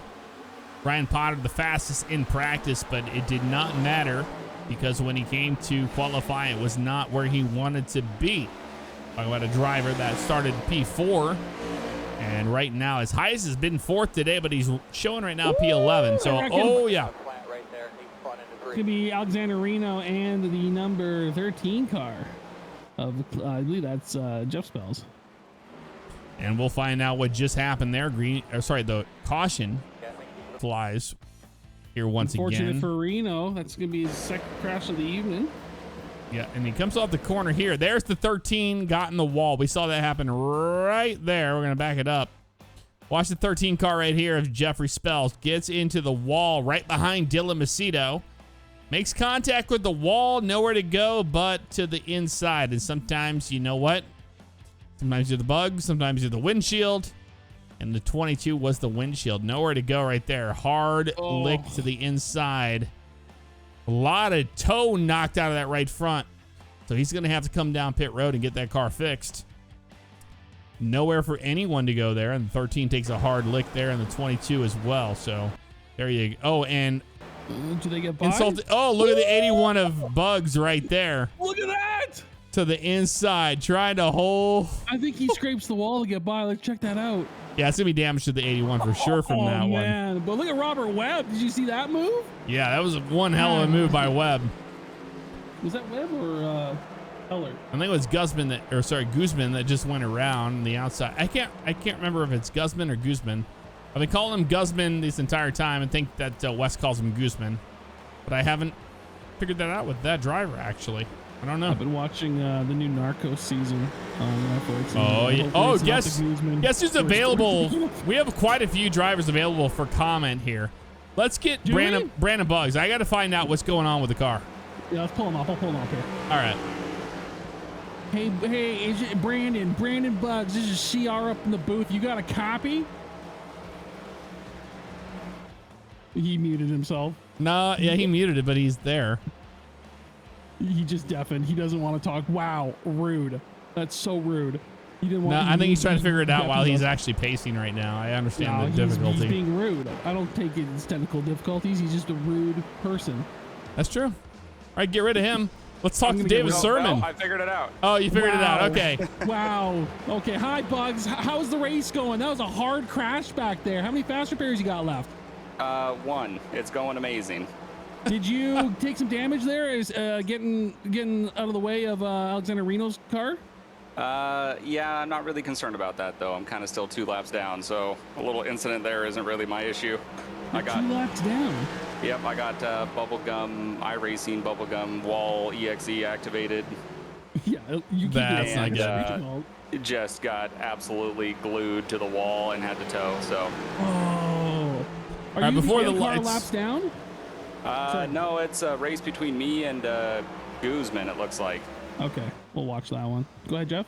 Yeah, we'll keep an eye on that. I want to talk to David Sermon before we get going here. All right, forgot Bugs. Yeah. Okay, bye. Bye. Thank you for talking to us. Let's bring up Sermon. We gotta go quick. I know, we gotta be quick on this one. Sermon, What is going on out there on the track right now? What are you feeling? Oh, it's fun here in the back, but man, if you break wrong going into 3 and 4, you're pretty much going to drop like a rock. So it's all about braking here tonight at Phoenix. Talk about the ones in front of you. How you can get around them? I mean, there's openings. I think it comes down to just braking. If anyone doesn't brake perfectly, you're going to be able to get around them. There you go. That's Davis Sermon on Davis going green soon. Good luck. He's on Algonquin, so we'll leave you on that street. We'll see you next time. I love you, Dave. All right, green flag in the air once again. Officer 404 on scene. Favignano, look at the 88 of Wes Graham back here trying to hold off Matt Rucci from getting to the bottom of the track. Kind of difficult to do as he'll hold him off. And Nick Sargent. Tires. 88's been saving his tires all night, Jeff. He's running that top line. I'm watching Stefan Menendez, the Facebook dad himself, starting P14. He's up in P6. He always qualifies towards the back, but always finds himself towards the front of the race towards the end. And nothing different here. Isaiah Stevens going to be losing a couple spots here as he's racing Potter and also Gray on the outside of him. You always show his picture. There's two drivers we always got to show their pictures. It's Menendez because his Facebook style, dad style photo, and then Joel Brown with his hair because you just can't not want to look at it. Well, one thing about Menendez is that he has embraced that he's the Facebook dad. Yeah, he changed his name on our Discord. Yes, the Facebook dad because of his picture. We are not making fun of him. We say that with all. No, he loves it. Just take a step back from the camera next time there, Stephen. I'm watching back here. Jason Lance, this is a good race between Menendez, Lance, and Nick Sargent. And this is all for P4. We're watching right now the 48 and P4, the 86 trying to take that dog leg to try to get a run into turns number 1 and 2. And 86 of Lance has got speed. I think he's going to be able to take him. Now, Jeff, this has been some clean racing so far. It's almost been as clean as my butthole after I used that Stars JF Collab soap that I just received in the mail. Oh, not just Stars. I'm talking about Star Symphony. Star Symphony. Yes. Exclamation point Stars in the chat. Yes, exclamation mark Stars, if you don't know. And Ryan put it very eloquently that it cleans his butthole. And it does. If you want to know what he uses to clean his butthole, then you should probably follow suit. You'll have the cleanest butthole around. Use that Star Symphony soap. Squeaky clean, baby. Look at the 86 of Lance at the bottom of Sargent right here. And you can just see how much of a run Menendez getting right off the corner. I'm going to go on board with him. He's on the inside of the 86. And this is Facebook Dad trying to hold him off. And I think he's going to be able to complete both passes. Look at that. Yes, he did. He completed them both.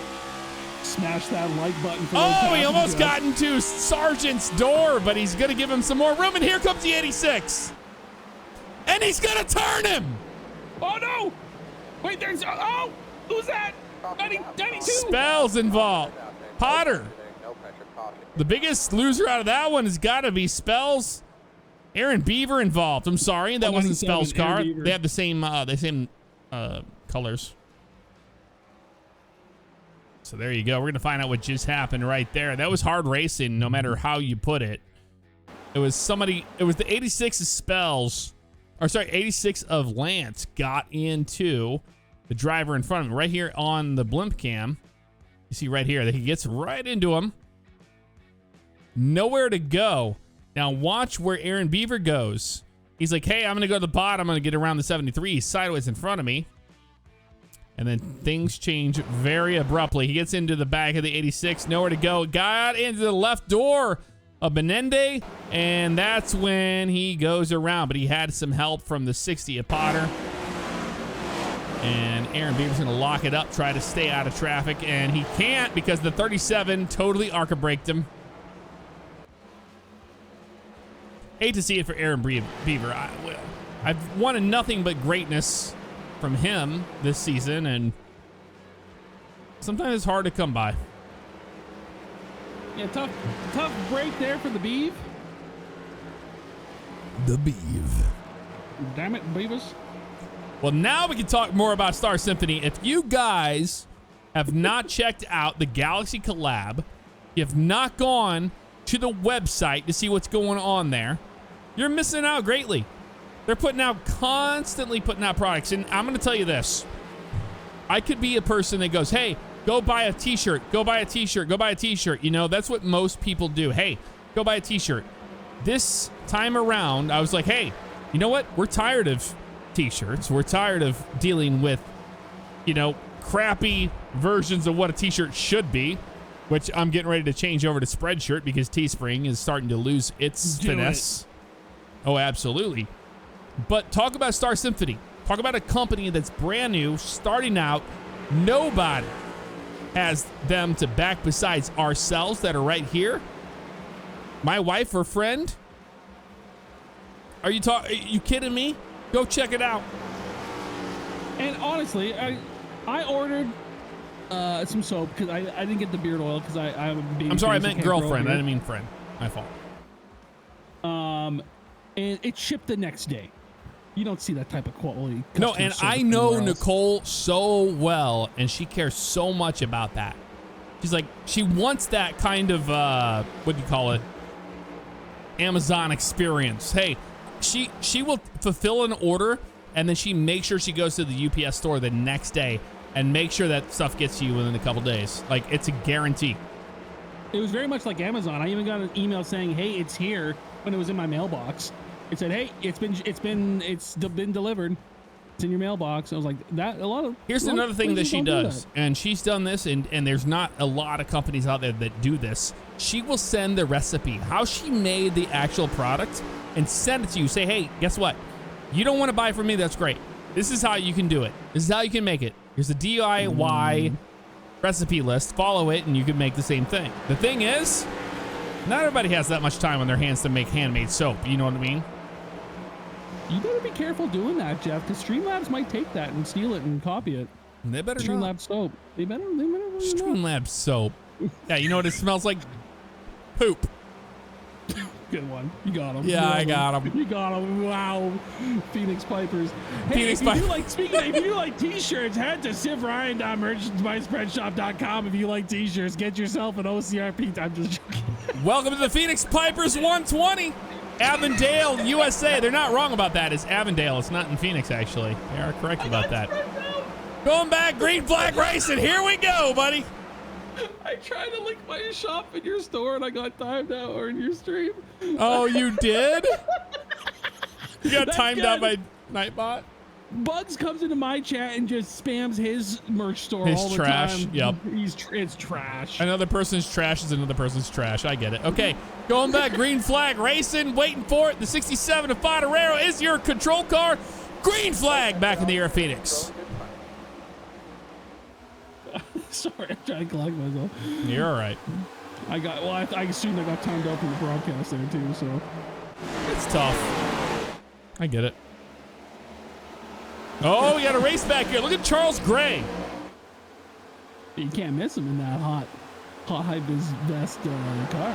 He's going to be battling, who was that, Clint Spells and Joe Brown 5? Yeah, Clint Spells right there on the bottom of the 87. You know, he started 7th. He's been to 3rd and now right here in 9th. He's battling back after getting caught up in an incident, but you want to talk about a driver I'm rooting for, it's definitely going to be that 6 car. I mean, what an incredible drive he's had so far. Oh, we got a crash. 81. Oh, no. No. 81 and 39. Is that Guzman? I think it is. Sermon No, involved. Heavy damage to the 40 car Sermon. Okay, we're going to find out what happened here in just a few. And Brandon Buggs definitely involved in that, unfortunately. We'll back it up. And he talked about how he's running out of his fast repairs. He has no fast repairs left. How is he going to get through this one? That's anybody's guess. This is not the run he needed to see. And I think, was that Webb involved in that one right there? Yeah, the 39 car. Who the hell is the 39 car? That would be, oh, there it is right there. So you have Gage Bookman And the 36. Oh, 36, excuse me. Yeah, 36. getting into the 91 and nowhere to go for Brandon Buggs here. And that's unfortunate. That's not what you want to see at all. He was trying to have a clean race, and we talked to him just a bit ago about how much that would hurt him. Let's talk to him again. Oh, you want to talk to him again? Okay, let's talk to him again. How much did that suck? Tell us about it. Don't interview me. Okay. These drivers run with 100%. 100%. What do you call it? Intensity.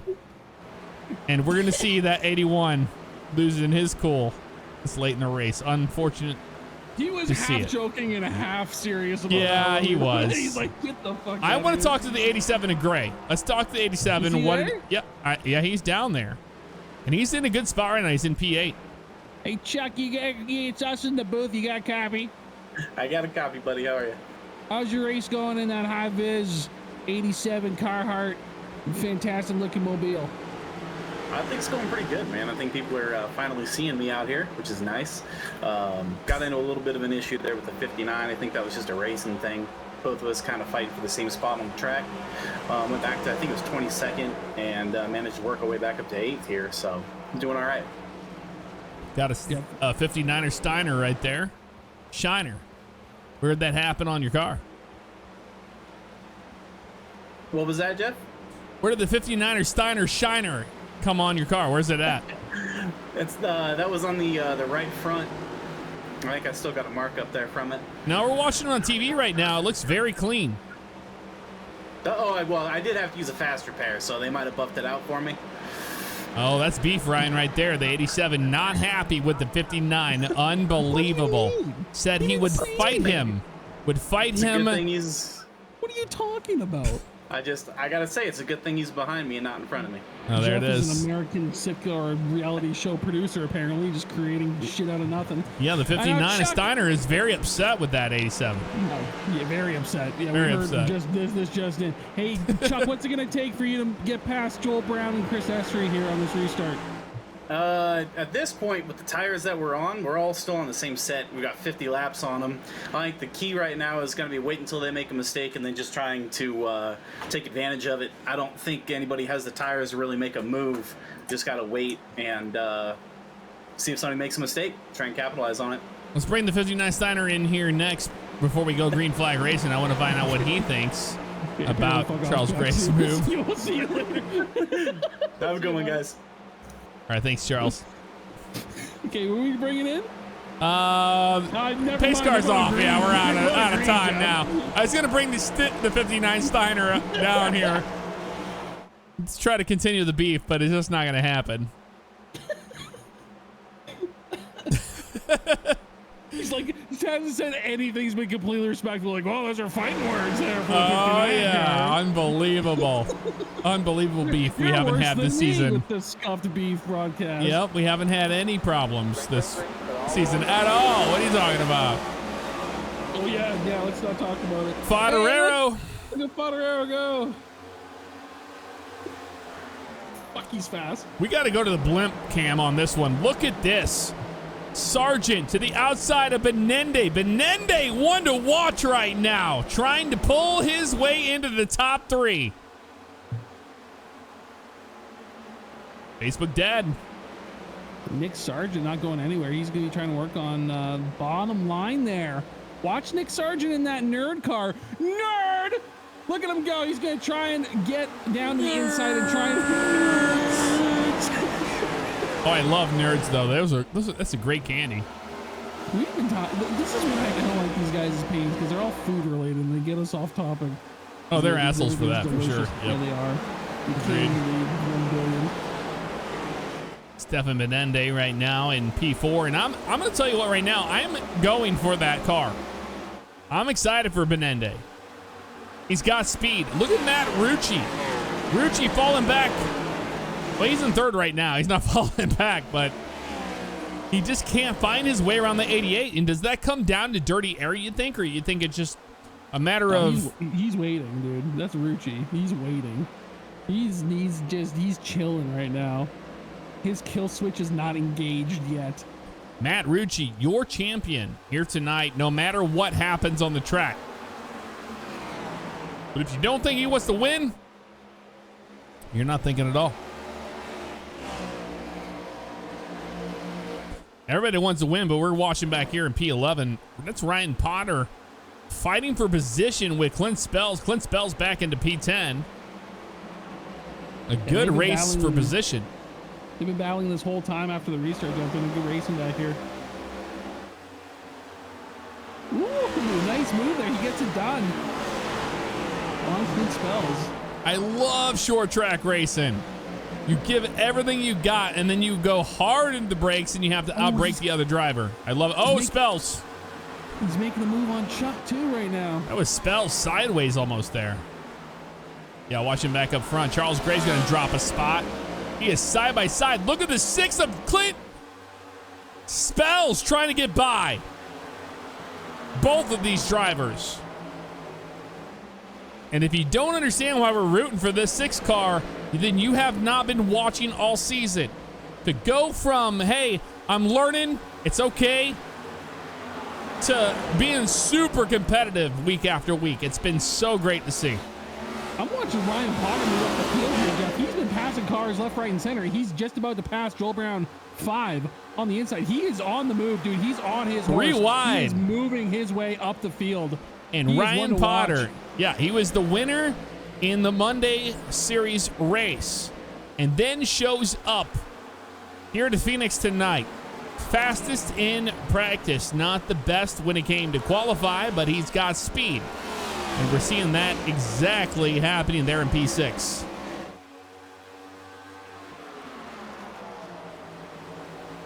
We're going to watch right here as they come through turns 3 and 4. And that's Brandon Buggs completing that pass there. As we're going to go and listen to just the beautiful sounds of these cars as we're going to crank it up.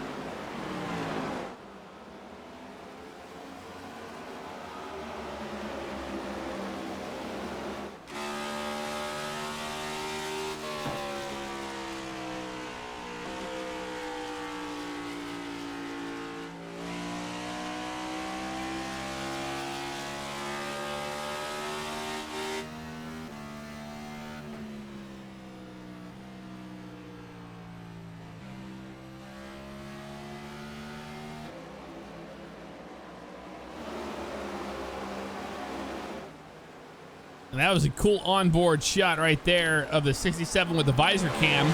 You see what it was like to throw the car down there into turns 3 and 4 in. Wow, man. I heard him shifting. Did you hear that, Ryan? I did not hear that. We're on board here with Leonard Foderero, who's leading this race right now. And here he's going through his gears.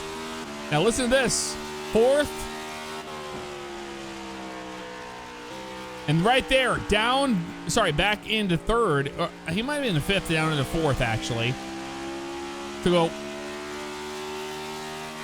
So they are definitely downshifting into the corners, and that's something that is new to the actual next-gen car. The real car itself, you have to switch that sequential gearbox over.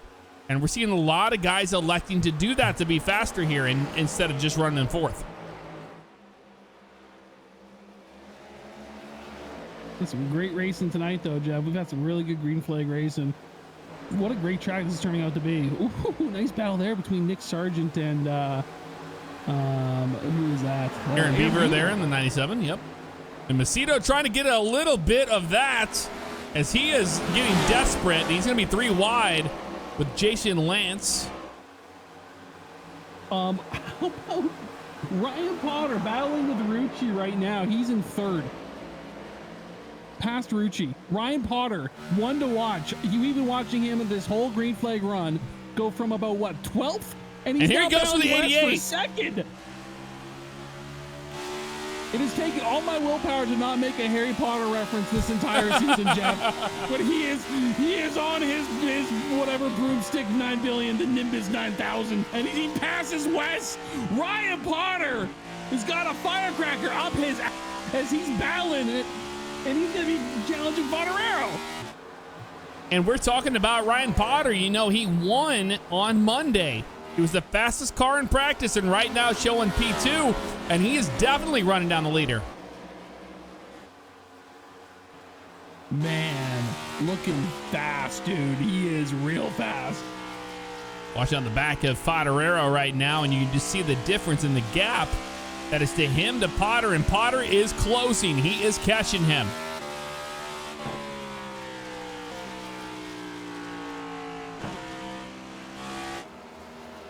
Ooh, it's coming down to a battle for the lead between the 67 of Favignano and the 60 of Ryan Potter. And they have some lap traffic, going to give them plenty of room there. That's the 26 car. And that car is Guzman. Yes, that's Guzman. Going to give that position no problem. And there's another car in the wall. That's the 40 of Sermon. And the caution will fly. I think Sermon is involved in that one. Maybe having to let his girlfriend in again. What do you think, Ryan? Yeah, something related for sure. You know what? I think he was just trying to get out of the way and he hit the wall. No, he's at a complete stop right now down in turns 3 and 4. We're trying to figure out what's going on with that. He's probably lost. Lost eyes on the suspect. You can't say that. Wait, look at the race down pit road now, Jeff. They're all coming down. Oh, everybody's coming down pit road. We're going to watch. Ryan Potter's going to stay out. Just like that, he gets the lead. I think he was on newer tires. That makes sense. That's why he was able to get down. Yep. Yep, that's why. Everybody's on pit road. Favignano, Graham. I'm surprised he doesn't want to come down and get another set of tires. Unless, wait, do they have a limit on tires? They should have a limit on tires, yes. Yeah, that's probably why, yeah. There's Wes. We're going to watch here on pit lane and watch the difference between who gets on pit road and gets off.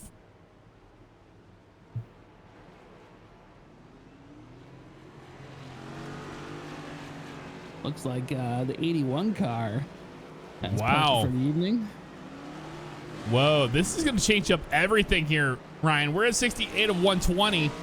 We're just a little bit, just a little bit over halfway, but wow, things are going to change very quickly. Ryan Potter, what an incredible move by him to take tires early on, and now he's going to sit there in the front. He's going to be like, hey, you know what? I've been here the whole time. What are you talking about? But we'll be back here in just a few moments under the lights at Phoenix as we're going to restart this race. Things have changed dramatically. That caution came out in the nick of time. We'll be right back here with more action at Phoenix.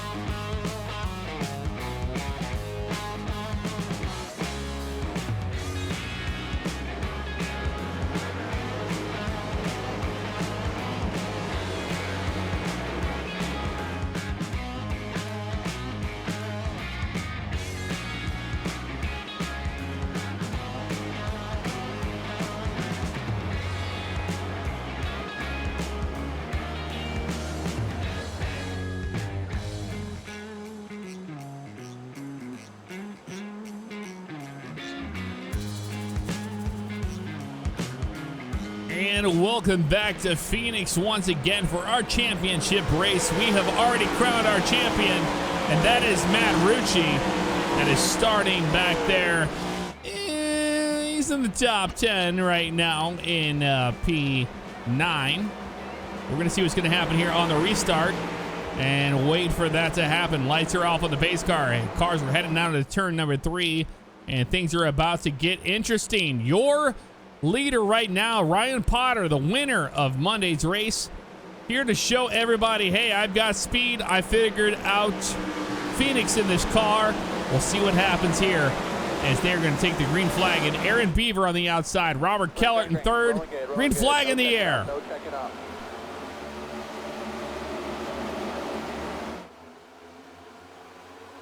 Potter out to the front, and Wes Graham with a huge move back there, trying to hold off everybody. We got cars in the wall. Tyler involved. And the caution will fly. Tyler Thomas, huge damage to that car. We're going to find out what just happened there to Tyler Thomas into turn. It was actually coming off of the dog leg that happened. Unfortunate for him. He was 19th today and been up in 6th, and he's just kind of been back there hanging on to dear life. But we're going to find out what happened here in just a few moments. Ryan, you missed everything. A lot. What I miss? You missed Tyler Thomas getting turned to Matt Rucci, the champion. 4 wide racing right here. Where's your problem? 4 wide racing. Look at that. And we're going to back that up a little bit right here and just watch into the corner. I think that the 8 thought he was clear. He was on the outside. He's kind of run that middle line, but it's a 4 wide racing deal. Matt Rucci didn't have anything to do with it. The 86 and the 43 of Brown had nothing to do with it, but it's just one of those unfortunate things. You know, 4 wide at Phoenix is still 4 wide. It doesn't matter what it is. A lot of damage there. A lot of damage on the 28. He had nowhere to go. And he gets clobbered by Cleveland. I'm going to back that one up a little bit here. Matt Rucci, not going to be happy with that at all. I can guarantee you it. We're going to find out what Rucci saw here. To watch this from the blimp camera provided by Thrustmaster. And here's the hit right there. He comes back down into traffic. It's the 91, and bam, right there. Cleveland goes right in the back of him, and Guzman in the back of the 11. You hate to see it. You really do.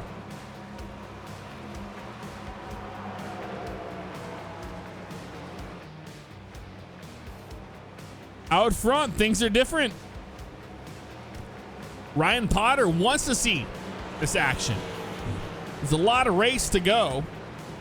They chose 120 laps around this place for a reason. And that's because you can make a mistake early on and you can overcome it, or you can make a mistake late on in the race. And that's it. Ryan, what are you thinking now? What's going on with the championship? I mean, you have Rucci has already got the championship in the bag. The real race tonight has got to be between Fodorero and Graham. And what can you say about that? I'm holding out for Potter. I hope he can hold these guys off. I don't know if he'll be able to do it, but man, it was a really impressive run we saw out of him on those fresh tires. Watching the 67 of Fodorero and the 88 of Graham as they are battling for the P2 position of the championship.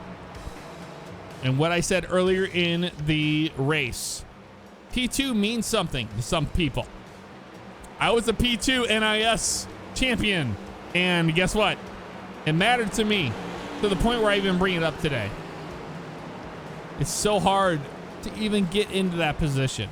Yeah. But to let it slip away 5 races ago, well, that's what's really upsetting about the current way the points are handled in the iRacing system. In NASCAR, you have the playoffs. You gotta let it go, man. I'm not gonna let it go. You, man. You gotta let it go.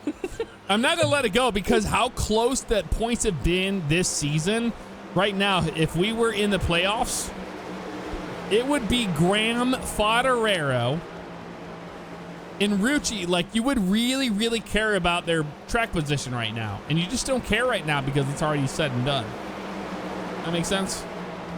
Yeah, it's a way to make it exciting. I get it.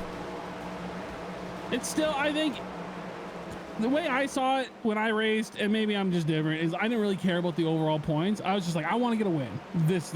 Everybody wants to win. No, they do. Race. I took it one race at a time, one race at a time.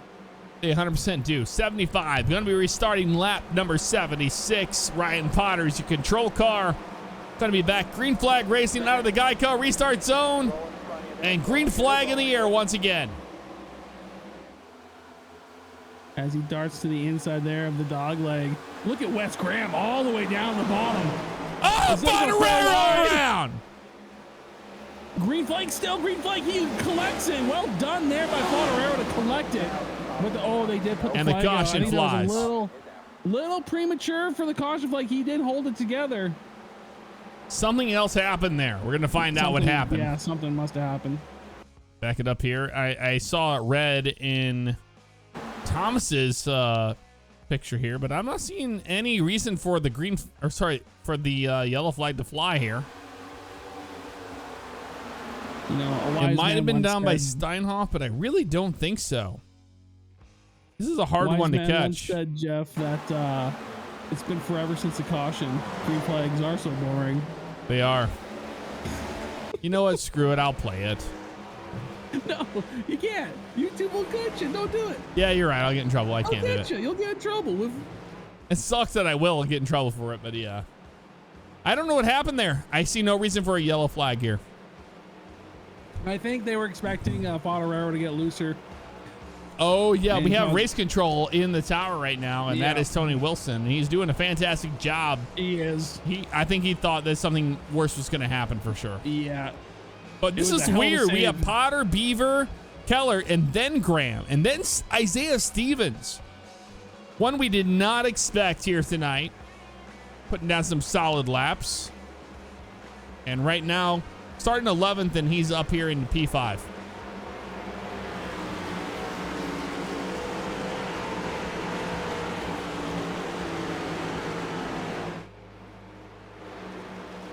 Incredible. I'm trying to see if race control can see spectator chat in iRacing. Let me try to talk to Tony through iRacing chat. I don't think he can. I don't see think it. so. No.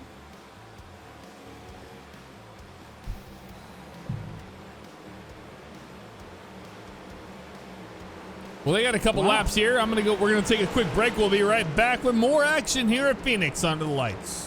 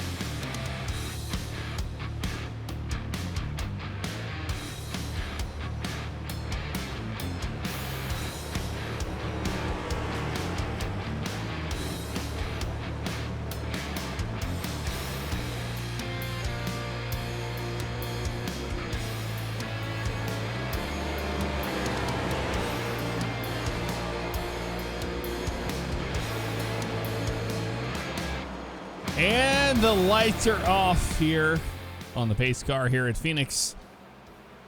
Anybody's race. Let's change it up. In the chat, who do you think is going to win the race? I'm just going to update chat on the 81 car. So as you heard in the interview, he did get kind of really screwed over there by iRacing and got stuck in the wall for whatever reason. He did have to tow. We went 2 laps down. Got caught in another crash, and unfortunately he ran out of fast repairs and he had to park the car. So wow, the 81 parking the car tonight. So Brandon Buggs will not finish. We're talking to him. He's understandably frustrated, and you and me have both been there, Jeff. We know how that feels. It's, yeah, especially when it's out of your control.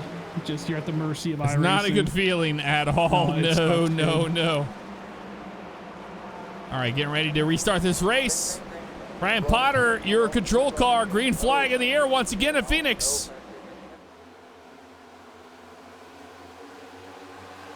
I love that shot, watching them back there in that dog leg. That looks so cool. Aaron Beaver under fire from the 88 of West Graham on the outside. Trying to make that pass complete, and that is Robert Keller holding that off, and a little contact there with Joel Brown, the 43 and the 97. The 43 is going to go around. Oh, darn. And that is going to be, unfortunately, a yellow flag again. The 43 had nothing to do with that at all. He's like, hey, I try to stay off it, man. He's hard into the brakes here, and the 86 is right there. 86 comes up and just clobbers the 43. He didn't have enough time to stop. That's not on Jason Lance either. He just didn't have No, enough time. that's a racing thing. Yeah. And then Bookman, a nice hit right, or sorry, that's, yeah, Bookman. Then up into Clint Spells. Jeffrey Spells had a hit. And that was that. Unfortunate to see. Joel Brown will come down on pit road and get a fast repair. But out front, Ryan Potter, this is what he wants to see to try to win this race. Oh yeah, he's happy with this. He's like, yeah, 3 laps apiece, throw caution. Like he can do this all night. He's saving those tires that are older than everybody else's right now.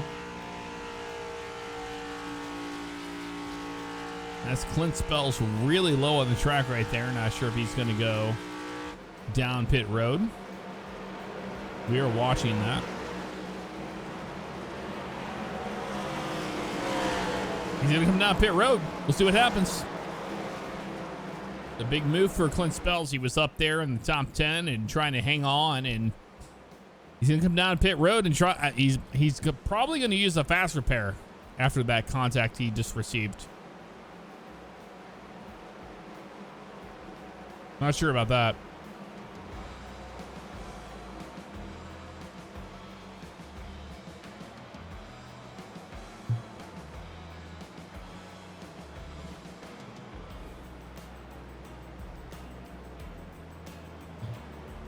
Well, Jeff, let's talk about the whole season as a whole. How did you? I really enjoyed this season despite some of the ups and downs that we had here. That's been fantastic.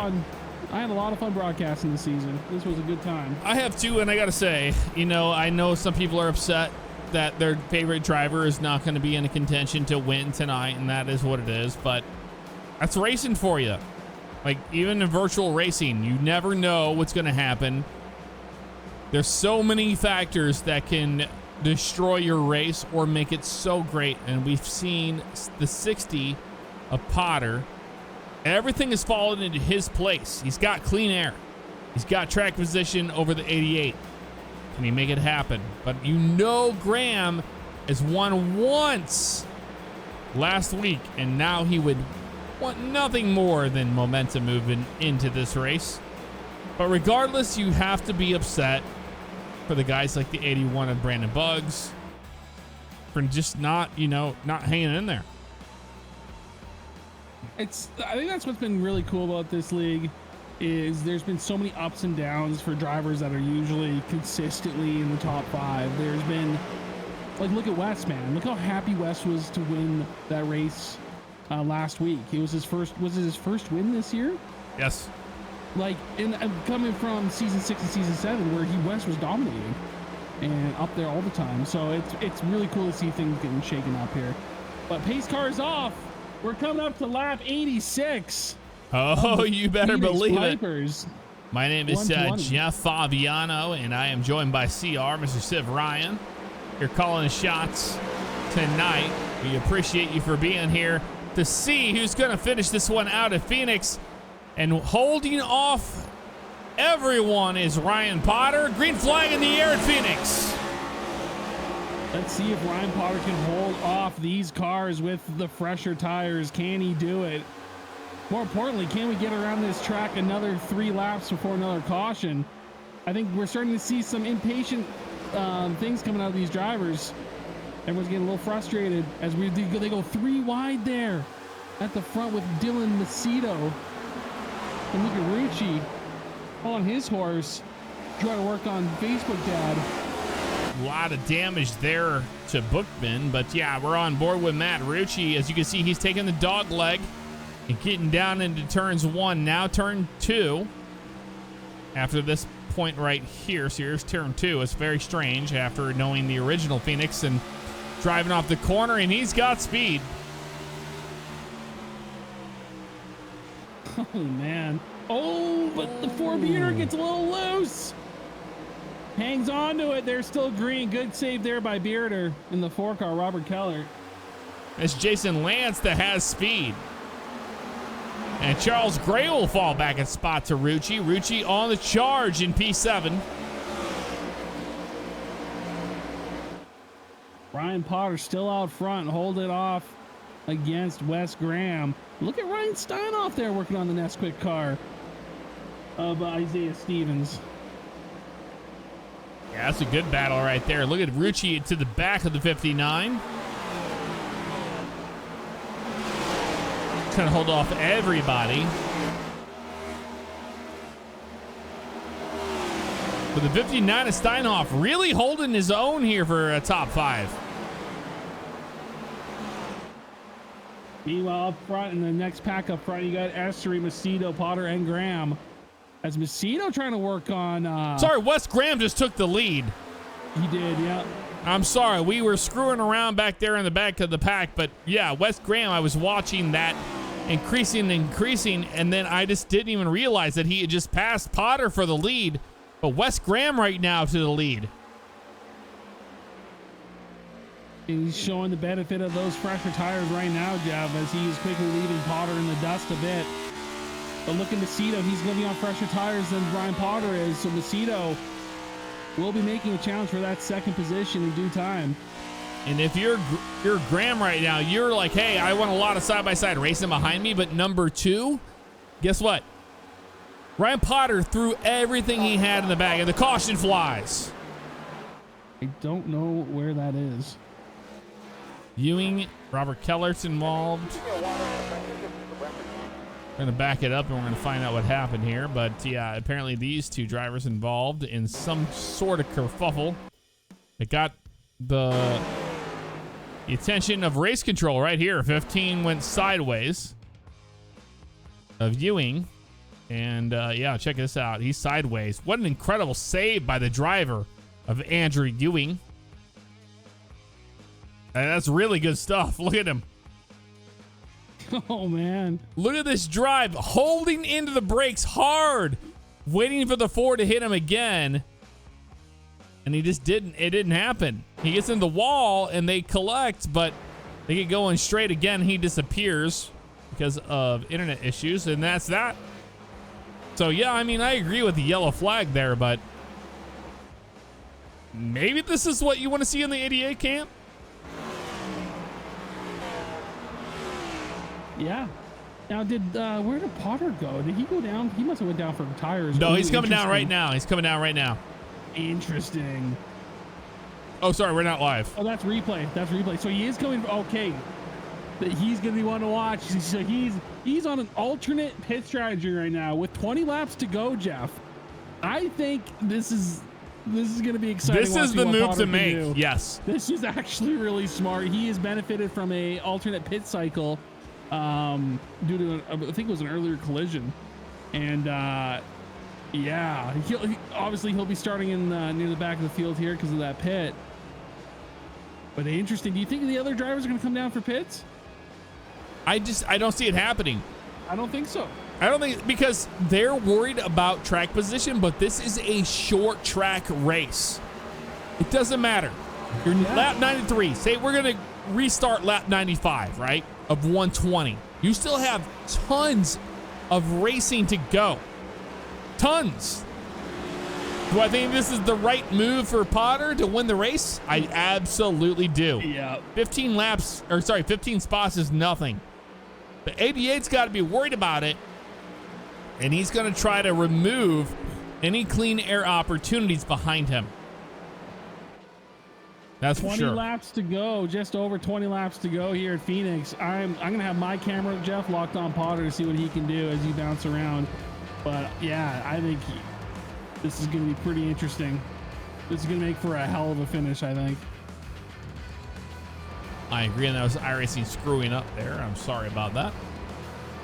Throwing me some really bad frame rates, but yeah, we're looking out front. We got Wes Graham. Now, one to watch on this restart is going to be the 25. It's going to be Dylan Macedo, and I know we have some Macedo fans here in the chat on twitch.tv/jfavignano. A lot of you have been pulling for this driver right here, and I think he can get it done, but don't count out the 2 of Chris Essery. What a great drive he's had. 17th, he's up in the 3rd position. You want to talk about a driver who knows how to get it done here to Phoenix? This is going to be Chris Essery. Sidebar. We're not green flag racing yet, right? Oh, you don't put it up there? Okay, I just want to make sure you didn't forget. No, sidebar goes up after the first lap. Yep. Okay, I just want to make sure. No, thank you. Almost forgot. Yeah, this And I love this car. Pace car is down and away. We have another back stretch to go before we go green flag racing. We're going to watch right here the 25 of Macedo. A lot of fans in the chat for the 25 car. And look at that on the outside of him. Matt Rucci.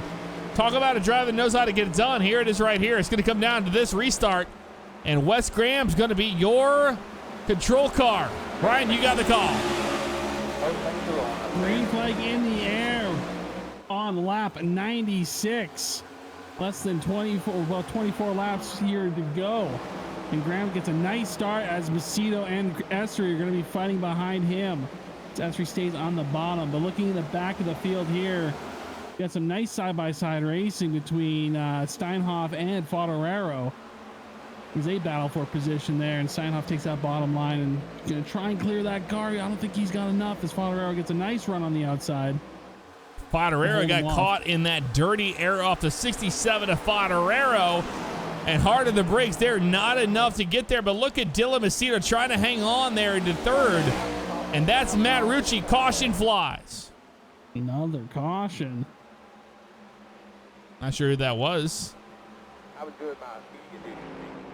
And Jeff, do you see like the guys up front getting tires at all? I asked you this earlier, but with these cautions coming out, do you think anyone's gonna be tempted to go down? Somebody's gonna come down pit road sometime soon. They have to. I don't know if Wes Graham's gonna. I think he might stay out. He might wait until all is said and done. Yeah. And we're sorry about that. We don't know what caused that caution.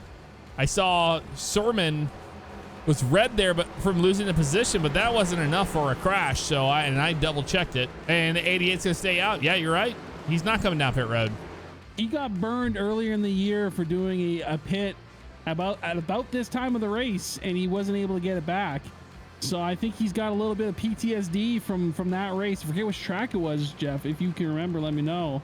But do you remember that race? He came down for tires near the end, and it wasn't. It just that might have been Indianapolis, was it not? It might have been Indy. Yeah, I think it was Indy. Yeah. And we're gonna look at the weather right now. A lot of people asking what's going on with the track. 76 degrees outside, air temperature wise. What do you think the winds are there, Ryan? What's the wind doing there, Jeff? No, what do you think it's gonna be? I don't think it's out of the south. I think it's out of the north, and it's about 1 mile an hour, if I had to guess. You should be a meteorologist because that's very true. Now we've used that joke now twice. But track temperature, air temperature is 76. Track temperature is 78 degrees. That is so cool. And that means, guess what? Well, we have grip for days. And that's what a lot of these drivers think. Hey, I have a lot of grip, and that is going to be James Hilton taking the lucky dog position away. And that's Sermon on pit road. Not sure what he's going to do here. Just like to do a quick shout out to our regular Twitch viewers who have been coming out to Jeff's streams every week. We see the same people in chat every week that have not missed races, that have been supporting us and the league. Just thank you so much to you guys for being here and making it a fun environment for these guys and for us. Well, now it comes down to, we're going to restart the race here with probably 18 laps to go. So yeah, 18 laps to go. It's going to change everything in this race.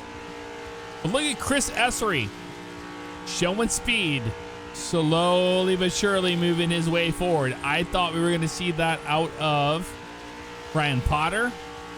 He had to come down. Now. He had to come down pit road. He had to come down pit road. He's in P12 right now. He's got a lot of cars in front of him. You're gonna be going down P Road after all those big ultras here, Jeff. You're not wrong about that. Which one? What are you drinking on? I got myself a little Ryan ginger ale. I got myself a little. Oh my God! I told you it was going to be a championship night. What's wrong with that? Ginger ale is not championship night. I had ginger ale last night. And there's Canada Ryan. Dry, actually.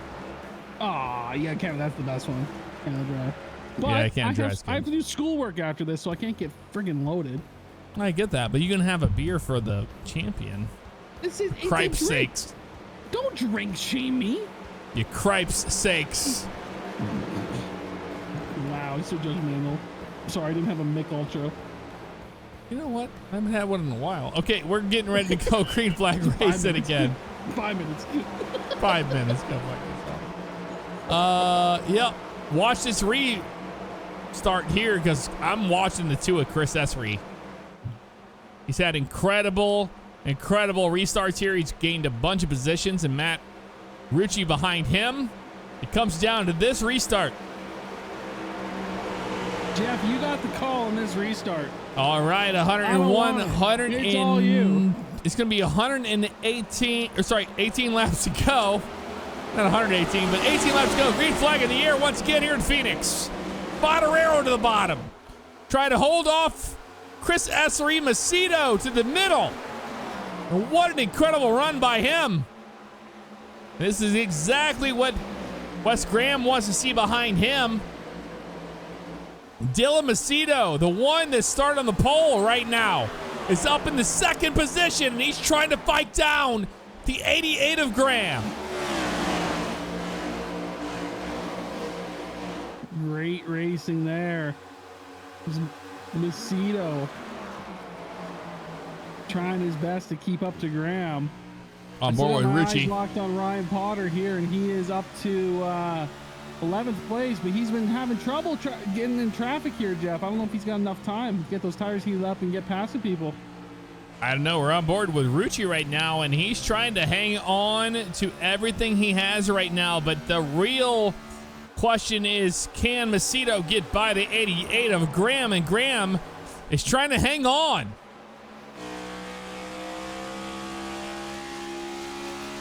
It is Graham's race to lose right now. He's looking very solid up front. But Macedo ain't going nowhere as he gets that draft and gets a little ground on the 88. And that was Macedo that made a big push right there. And down into 1 and 2, he's going to be inside of Graham. Can he get the position? It's going to be close. They're super close to each other right now, and Macedo wants the win so bad. He knows that he has to pass the 88 to get that track position and to make it reality. There he goes to the bottom, and nobody else, but everybody's single file getting down to the turns 1 and 2. Oh, but he's gonna get Here he that on the comes! inside. Does he have enough to clear him? I don't know if he's got enough to clear him. They're side by side.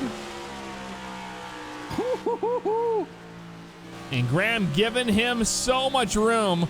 We're on board with Wes right now, and he's trying to hang on to it. He just knows he's down there. He's down there the entire time, side by side for the lead, and Macedo's going to clear him off of turn 1. Great pass by Macedo.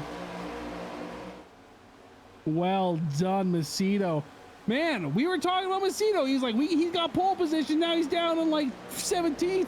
Look at him now. Look at him now, Jeff. On pole, and has waited and waited, made some moves on pit road to get back to the front.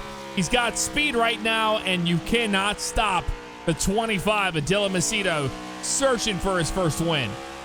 It ain't over yet, though. We still got about 12 laps left. This ain't over. There is still plenty of time left for the 88 and the 28 car Rucci. And this comes down to it. Yes, yeah, you're absolutely right. They have a lot of racing to go, and who's going to hang on to those tires more than anybody else? Well, that's going to be the 28 of Matt Rucci. We've seen what he's done, and look at Matt Rucci electing to go to the outside. He's running the top lane to try to keep momentum. A bit of strategy coming out of the Rucci camp. Trying to save his tires as much as he can to have enough at the end.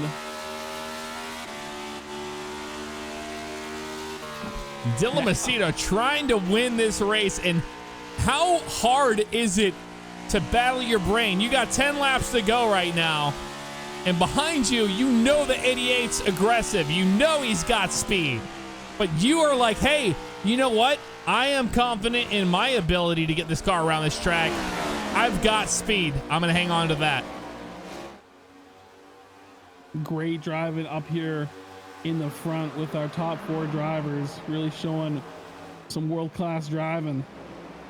We're watching here on board the blimp camera, and you can just see the difference between Matt Rucci all the way back to Macedo and the gap there. And look at Favignano has a huge jump on the 28, but the 28 is coming.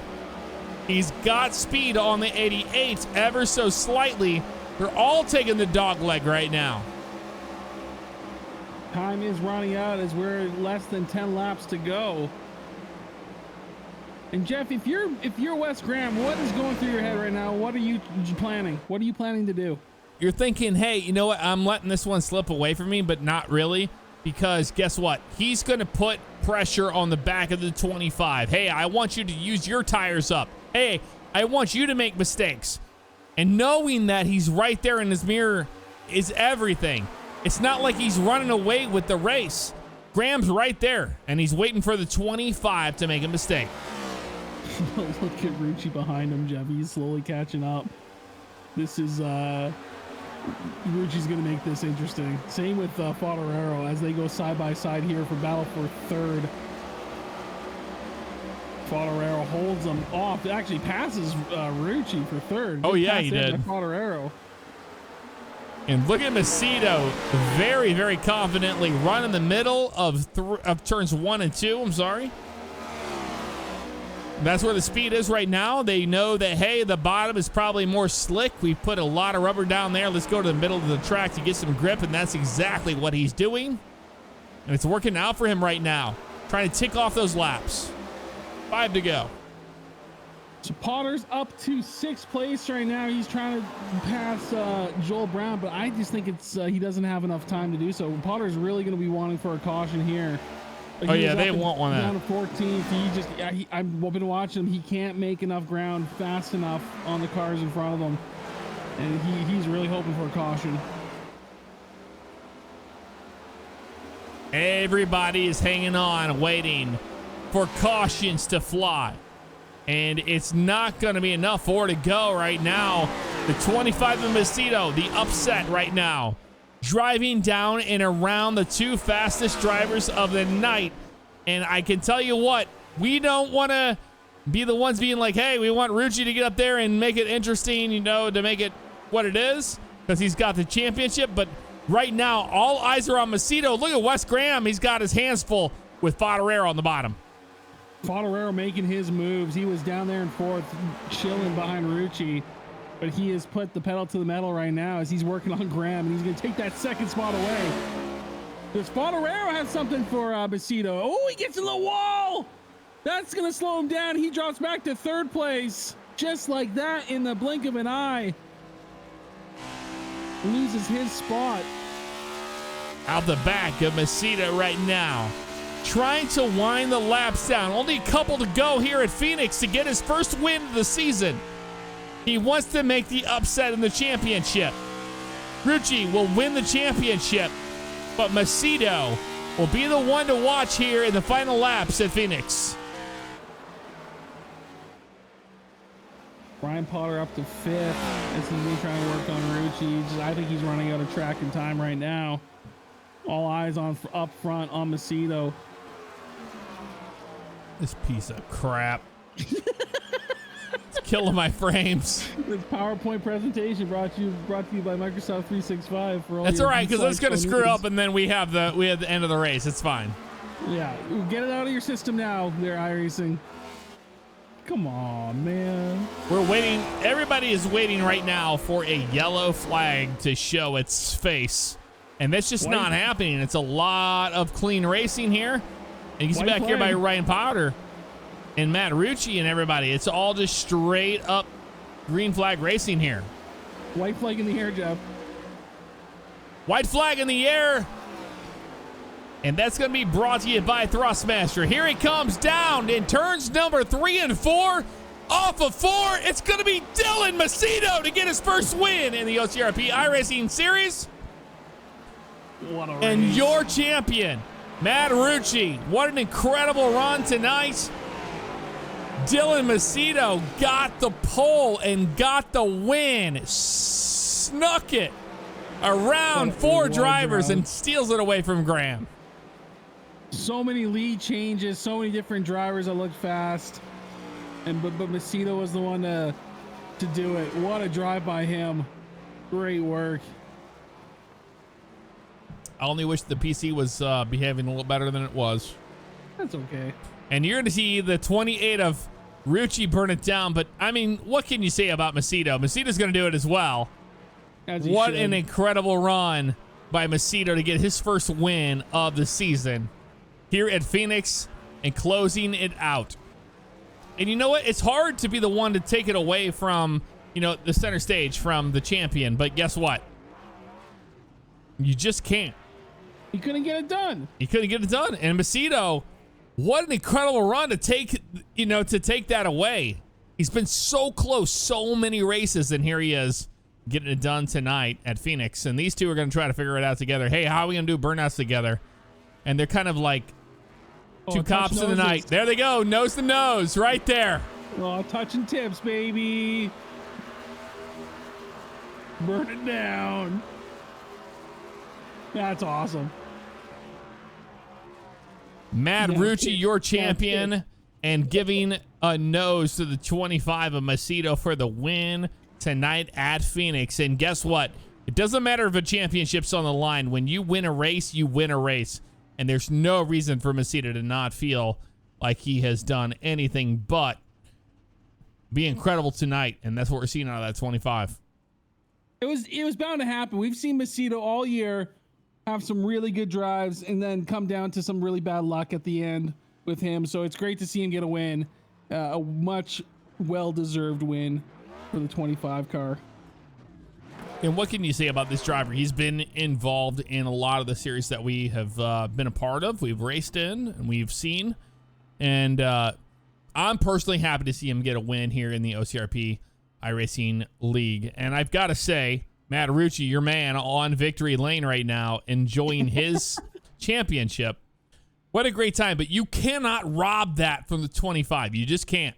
He's still celebrating. He's like, hey, I won this race, damn it. I didn't win a championship. That's fine. But I still won this race. And we have to be the ones that go, hey, we get it. We 100% get it. Congratulations to him. I'm bummed. I was so excited my first win in Rallycross that I forgot to burn it down. I just ripped my headset off and grabbed 2 beers and shotgunned them because I was so happy. That's so good. At least they're actually celebrating because I forgot to do when I did mine. That was incredible, man. Let's go talk to these drivers, Jeff. Let's talk to. Yeah, we're going to go talk to everybody. them right now as we get your race results right now. So, top 10. Your winner tonight, Dylan Macedo, Wes Graham in P2, Leonard Fodorero in 3rd, 4th to Matt Rucci, 5th to Ryan Potter, 6th to Joel Brown, Stefan Benende in 7th, 8th to Nick Sargent, 9th and Ryan Steinhoff in round out the top 10.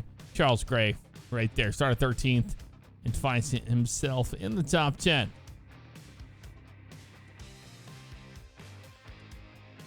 Woo, what an incredible season it has been. I got to catch up to our season and our champion, Matt Rucci, what a night. You put on a show towards the end. How hard was it to try to pull off a win tonight and the championship? But what does the championship really mean to you?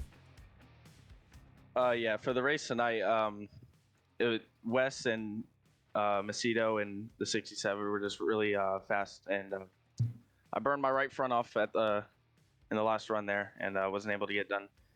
And for the championship, it's been a crazy season, fun season. First, I want to thank Mr. Civ Ryan himself. I was watching this 4 hours of Charlotte endurance race where he raised a lot of money for charity. And I messaged in the chat, is there any way to join OCRP? Lucky enough, there was. I was able to fill the application just in time, and here I am. Not only is the iRacing stuff, made some friends, and this community is just great. And also you, Jeff, for putting these races on, or the streams on. It's been great. Well, you heard it here first, folks. This win was not possible without me, Civ Ryan, so I'll take full credit for the win in the championship. Thank you so much. No, that's awesome, Ruchi. I'm glad we got you in here, and thanks for supporting us, and 100%. Congratulations, dude. Yes, and thank you. Appreciate it. No, thank you very much, man. It's been great to get to know you as a person, but to watch you on track. You've not only shown what you can do in iRacing, but you've also been that ear that somebody can lean on and try to learn how to do what you're doing, and we really, really, really appreciate that. I have to talk to Mr. Dylan Macedo. Dylan, you get your first win of the season. It's been a long time coming. What's that, Ryan? I'm sorry, I was clapping for Dylan because that's fucking awesome. Yes, He drove the hell out of we're that car. very, very excited for you, man. I know you stole that from Graham, but tell us about your drive early on and what this win means to you. Even though you knew you had the championship right there, or the champion behind you, breathing down your neck, you got it done. Yeah, I've been through a lot of the swing in this race. I mean, in the beginning, I got the pole and then got into a little incident and had to go to the back. Tried to make my way back up and successfully did. Got back to top 5, and now I'm running for the lead. I wasn't even thinking, honestly. Like, I don't even know how I even got that done. It's like my brain just shut off, and I just drove my car as hard as I possibly could. I'm just shocked I even did that. So, yeah, blast tonight. Well, you were the class of the field for sure. You showed up, you had the pole, you had the speed, you got it done, and at the end, you were the fastest car. I mean, that no matter what you say, that means that you had the talent to get it done, and you did. Tell us how hard it was for you to learn this car and to master it. I mean, this car does not really suit my driving style. I typically like a looser car, and this drove pretty tight tonight, so I kind of had to discover what I had to do. It just wasn't all that used to the way this car drove, but over the race, I just practiced managing my tire wear and all that, and eventually just got the hang of the car. Again, I don't even know how I did that. Well, there you go. No matter what, no one can take any iRacing win away from you. How incredible it is to win in iRacing. We totally understand. We have been there. What an incredible time it is, and congratulations to you. I'm going to throw it back over to Ryan. Ryan, who are you catching up with? Man, there's a lot of people I want to catch up with, but we were watching a different storyline develop there during the race with Mr. Potter. Mr. Potter. Mm-hmm. I took me all season not to make a Harry Potter joke, and I finally did at the end of the race. I'm sorry. Forgive me. But we saw you on an alternate pit window there, and you were looking real fast there. You were leading the race for a bit. So tell us what was going through your head coming down to the last 10 laps there. Well, really, I kind of just set myself backwards early. I got into some trouble early and kind of pretty much lost all the track position I had. And with the way that the car was racing tonight and how the track was racing, it was really, really difficult to pass. So I figured the best way for me to get back to the front was to just get myself on a different strategy and try to hope that the tires weren't going to be too bad for me, which thankfully, I mean, I did get a fresh set at the end, but it was just, we didn't have enough green flag laps between pit stops to really make it completely worth it, but still rallied back to the top 5. So yeah, hell of a finish there, man. You drove the hell out of that car and showed a lot of speed. So thank you. Congrats on the top 5. The other person I want to talk to isn't a driver, Jeff. I want to talk to Tony Wilson. Yes. Big shout out to Tony Wilson for doing an awesome job with race Our control. man. My man, Tony. How was the season for you, bud? Season was great. Everybody, has really come together. We started with 10, 15 guys a week. Now we're getting close to 30. It's been great to watch all those cars, but I'll tell you what, I am looking forward to getting back behind the wheel next season. Absolutely, man. Well, thank you I know everyone in the league expresses their gratitude for you doing race control, but we do up as well up in the booth. So thanks for all the work you make do, it man. happen. Thanks for all the work you do around the league with paints and just everything you do. So you're awesome, buddy. We appreciate you. I just want to say real quick, I don't want to talk to anybody else. I just want to say thank you to everyone here for providing just an awesome race and awesome season. You guys are fantastic drivers. It's really cool seeing the progression and seeing everybody get better and rise to the occasion. Not to mention names, but damn it, Dave, for one, coming out every week. Rookie of the year. Clint Spells, where have you been? My goodness, you're getting fast, dude. Awesome to see it. And it's just, it's really fun watching you guys get better and just putting on a nice show. So thank you to all you guys. It was a blast broadcasting for us. Well, Ryan, I have 3 more people I want to talk to. I know it sounds weird. Go ahead. I do want to talk to the Rookie of the Year. And Dave, tell us what your expectations coming into the season were. 1, 2, how hard was it for you to adjust to not only the car, but oval racing in general? And 3, you didn't wreck in qualifying, and you've been staying steady.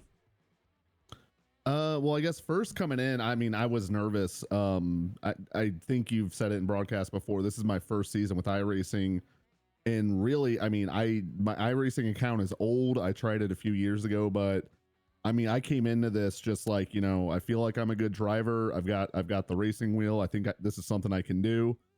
And I tried to keep it serious. I know, and people have a reputation of how they perceive me, and they think I'm, just a lovable idiot. But I took this serious, and I was just like, my goal was to just survive as many races as I could, not be a problem for other racers. I didn't want to be the cause of any wrecks, and so I kind of was playing defense for most of it. And then for how the car handled, I mean, it varied from track to track. I just basically had to learn how to use my pedals a lot better, the equipment I had on how to handle braking and pedal control, and just really pay attention to what I was doing. You can't just mash the gas and go. So it was really just trying to learn every time I was on the track and get to as many practices as I could, as my time would allow. And I don't remember what your third thing was, but overall it's been great. Like I've loved the season. I can't wait to keep racing and just kind of see what happens. You started 27th and you ended up 26th, so you did gain a position. And every single time you come here to the track and you learn, that was the question that I had the most, was how difficult was you to transfer from a person, or transition from a person that knew nothing about racing at all, and to come here to the track and week after week trying to learn the car? And what is your opinion on oval racing after, this season? I mean, the oval racing, I loved. Some of the tracks that have been kind of considered more difficult, I actually found the most fun to drive. And I think it's because it is a challenge. And as for learning, I do got to give a huge praise and shout out to the rest of the guys. Before a few races, when I was just having trouble even figuring out what line to take, they would be on Discord. I would hop in, and they were very willing to help. They would give me advice, even right in my cockpit, and be like, "This is when you want to brake. This is when you want to let off the gas." So the guys really helped with me learning, and yeah, going from nothing to this. I mean, I know how to drive a manual, but coming into this, it's not the same. It's really just, I mean, you got to kind of learn how to feel out the car, and you just got to be able to absorb that information. And I do feel like I'm a fast learner. So, I mean, it was incredibly challenging, and every week the anxiety before going into a race it's just through the roof, because it's like every time I'm on there, I'm just like, I don't know if I should be here. I'm going to cause a massive wreck. And luckily, kind of driving more defensively, I didn't do that for anyone. So, I mean, I feel like that's a personal win. I'm going to celebrate tonight. Well, I celebrate every week, but tonight I'm going to celebrate even more. So it's overall, this has been an incredible experience, and I cannot wait for the next one. Well, there you go. So Mr. Damn and Dave himself, Sermon, is very excited for the next season, which he should be. And, the Rookie of the Year for sure. Came in, didn't know much about it, took it very serious, learned the car, learned the tracks, and he's shown up time and time again. I want to catch up to Leonard Fodorero. You have 2 wins this season. You won your first win. It was like, that was a high. The second one was the lowest probably of the league at Martinsville. But let's talk about those 2 wins and what it means to you and how competitive do you expect yourself to be next season? Those wins mean everything to me. It was an absolute honor to race with everyone in this series this season, and I had a lot of fun. I expect myself to be very competitive next season, especially finishing P3 in points this season. It sucks I didn't get that P2, but West just got that 2-point gap on me. So hopefully I see myself competitive next season with whatever car we're going to drive, and can't wait for it. Beautifully said right there. So every win means something, and it's been an incredible experience for Mr. Leonard Fodorero. And it's been fun to watch you race. It really, really, really has. I want to catch up to one more driver to finish out the season, and that is Wes. Wes, you're right there. You're the catbird seat. You moved yourself up into the second position. You led a lot of laps, 23 actually, and you end up P number 2 to Macedo. And how hard was it to hold off the 25? Oh, it was no question that I couldn't hold him off. The right front tire was gone. It's with all of those restarts and me just diving all the way to the bottom, trying to cut the dog leg as much as I could. I was just eating the right front off. So I was just hoping for a couple of more quick yellows and to have command of the field coming back to the green. But it just wasn't the case tonight. Dylan was at the right place at the right time. Got a good win. Really happy to see him win. He's definitely been in that situation a couple of times this season, just couldn't pull it off. And I'm glad that he got to get one before we took our break into next season. So, congrats to him. Congrats to Rucci. An absolute dominating performance the entire season. We got a lot of work to do to catch up to that 28. And shout out to Leonard as well. We came in. I did the points up right before I came up to sit down to stream, or to sit down and race, excuse me. And I had 1 point to the good on him and ended up getting just another one. I knew I had to stay in front of him to get second in the overall standings. But, it's been a great season. We were kind of rough towards the beginning of it with a lot of new people in there. But, towards the end, we've had some really good races. Kept the win streak alive. I've won in every single season so far in OCRP. Hope to work that out next season in 2022 when we take to the track with the Xfinity cars. You heard it here first, folks. We are running the Xfinity car in our next points paying season. So really excited. Looking forward to having a car that we can actually drive. So I hope that they fix these next gens of their next couple of months with all of this testing that they have going on IRL. But I am so glad to get rid of these next gen cars for the foreseeable future. So I want to talk about really fast is that you're talking about the Xfinity car, and I think it's great. I think that's going to be awesome. And I think everybody's going to be able to show their talents there 100%. But how hard is it to go from, hey, I know this car is flawed. I know we have these problems week after week. But 2, to go, hey, everybody here shows up to the track no matter what. They want to win this race.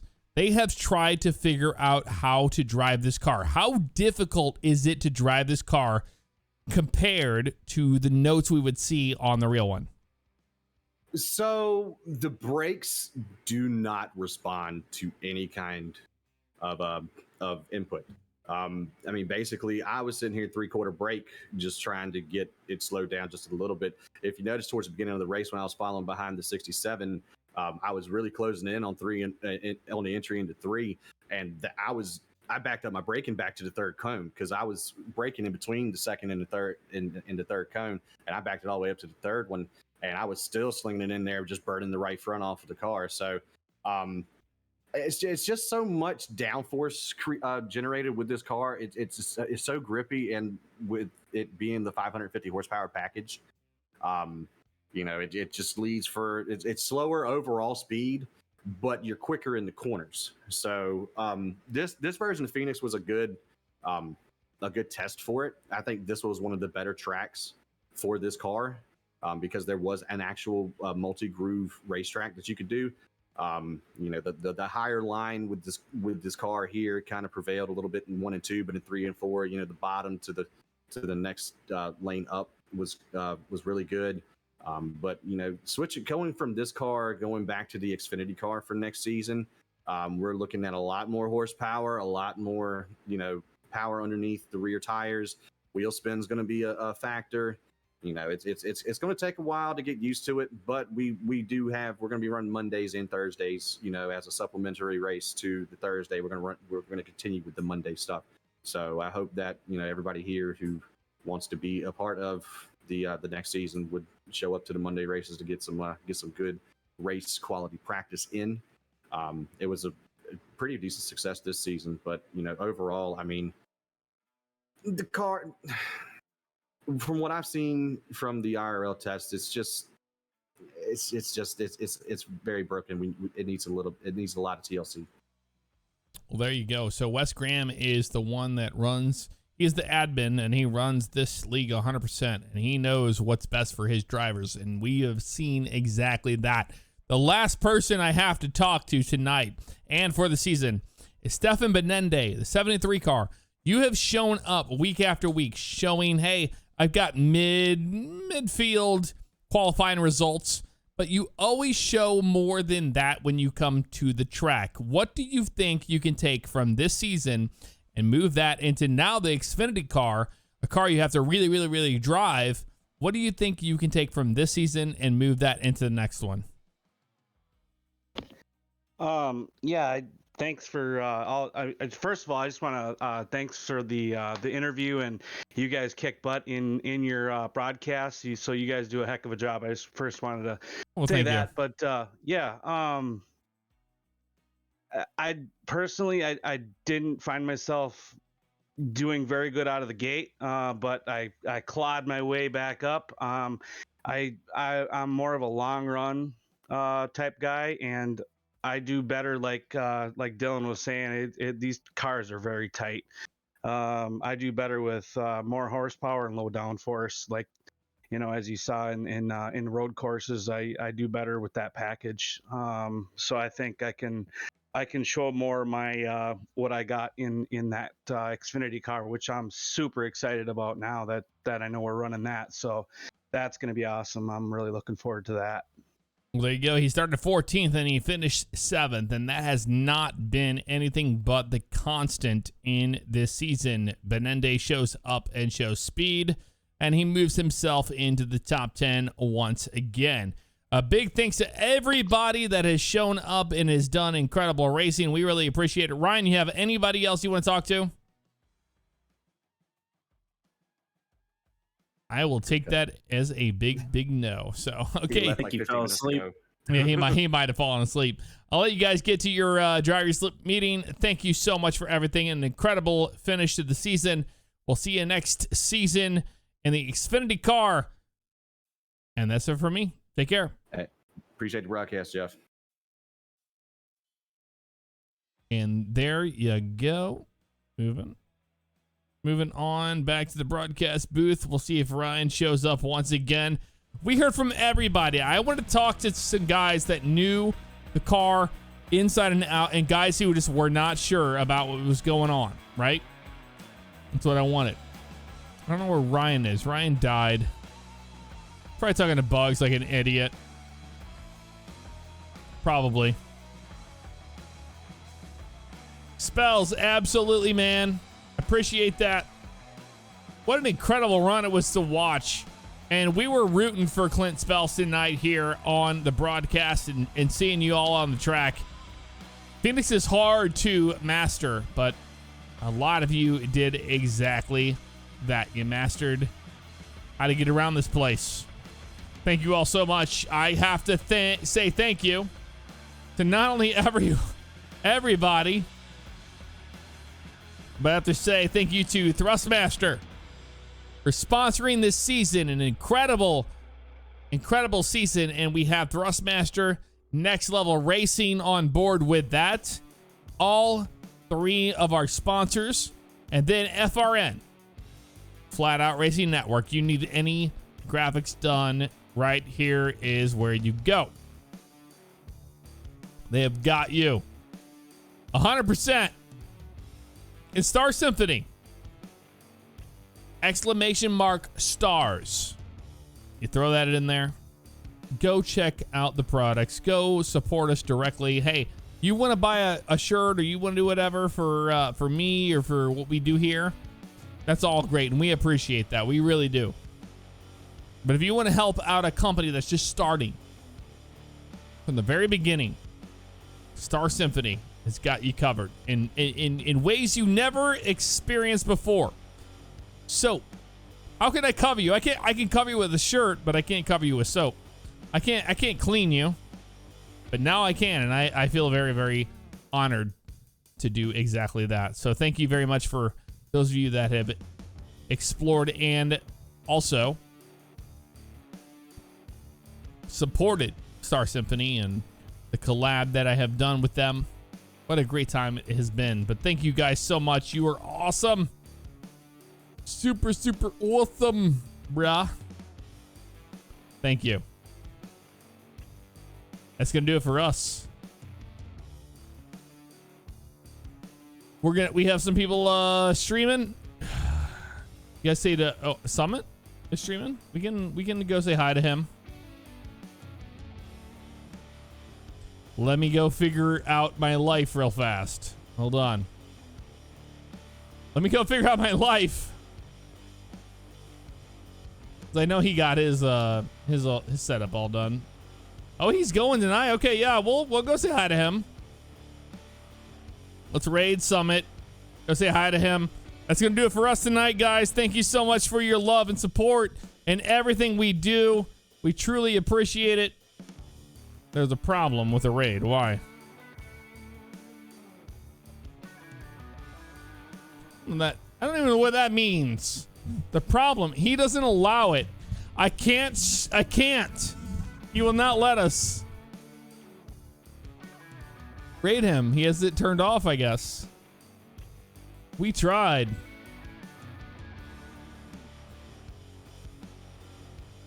Yeah, he has it turned off, guys. So I'm sorry. Manual raid. Yeah, go over to his channel. If you don't know what I'm talking about, Summit. Go say hi to him. Here we go. Right there. There's your raid. We did it. We did our part. Thank you for everything. We'll see you soon. Take care.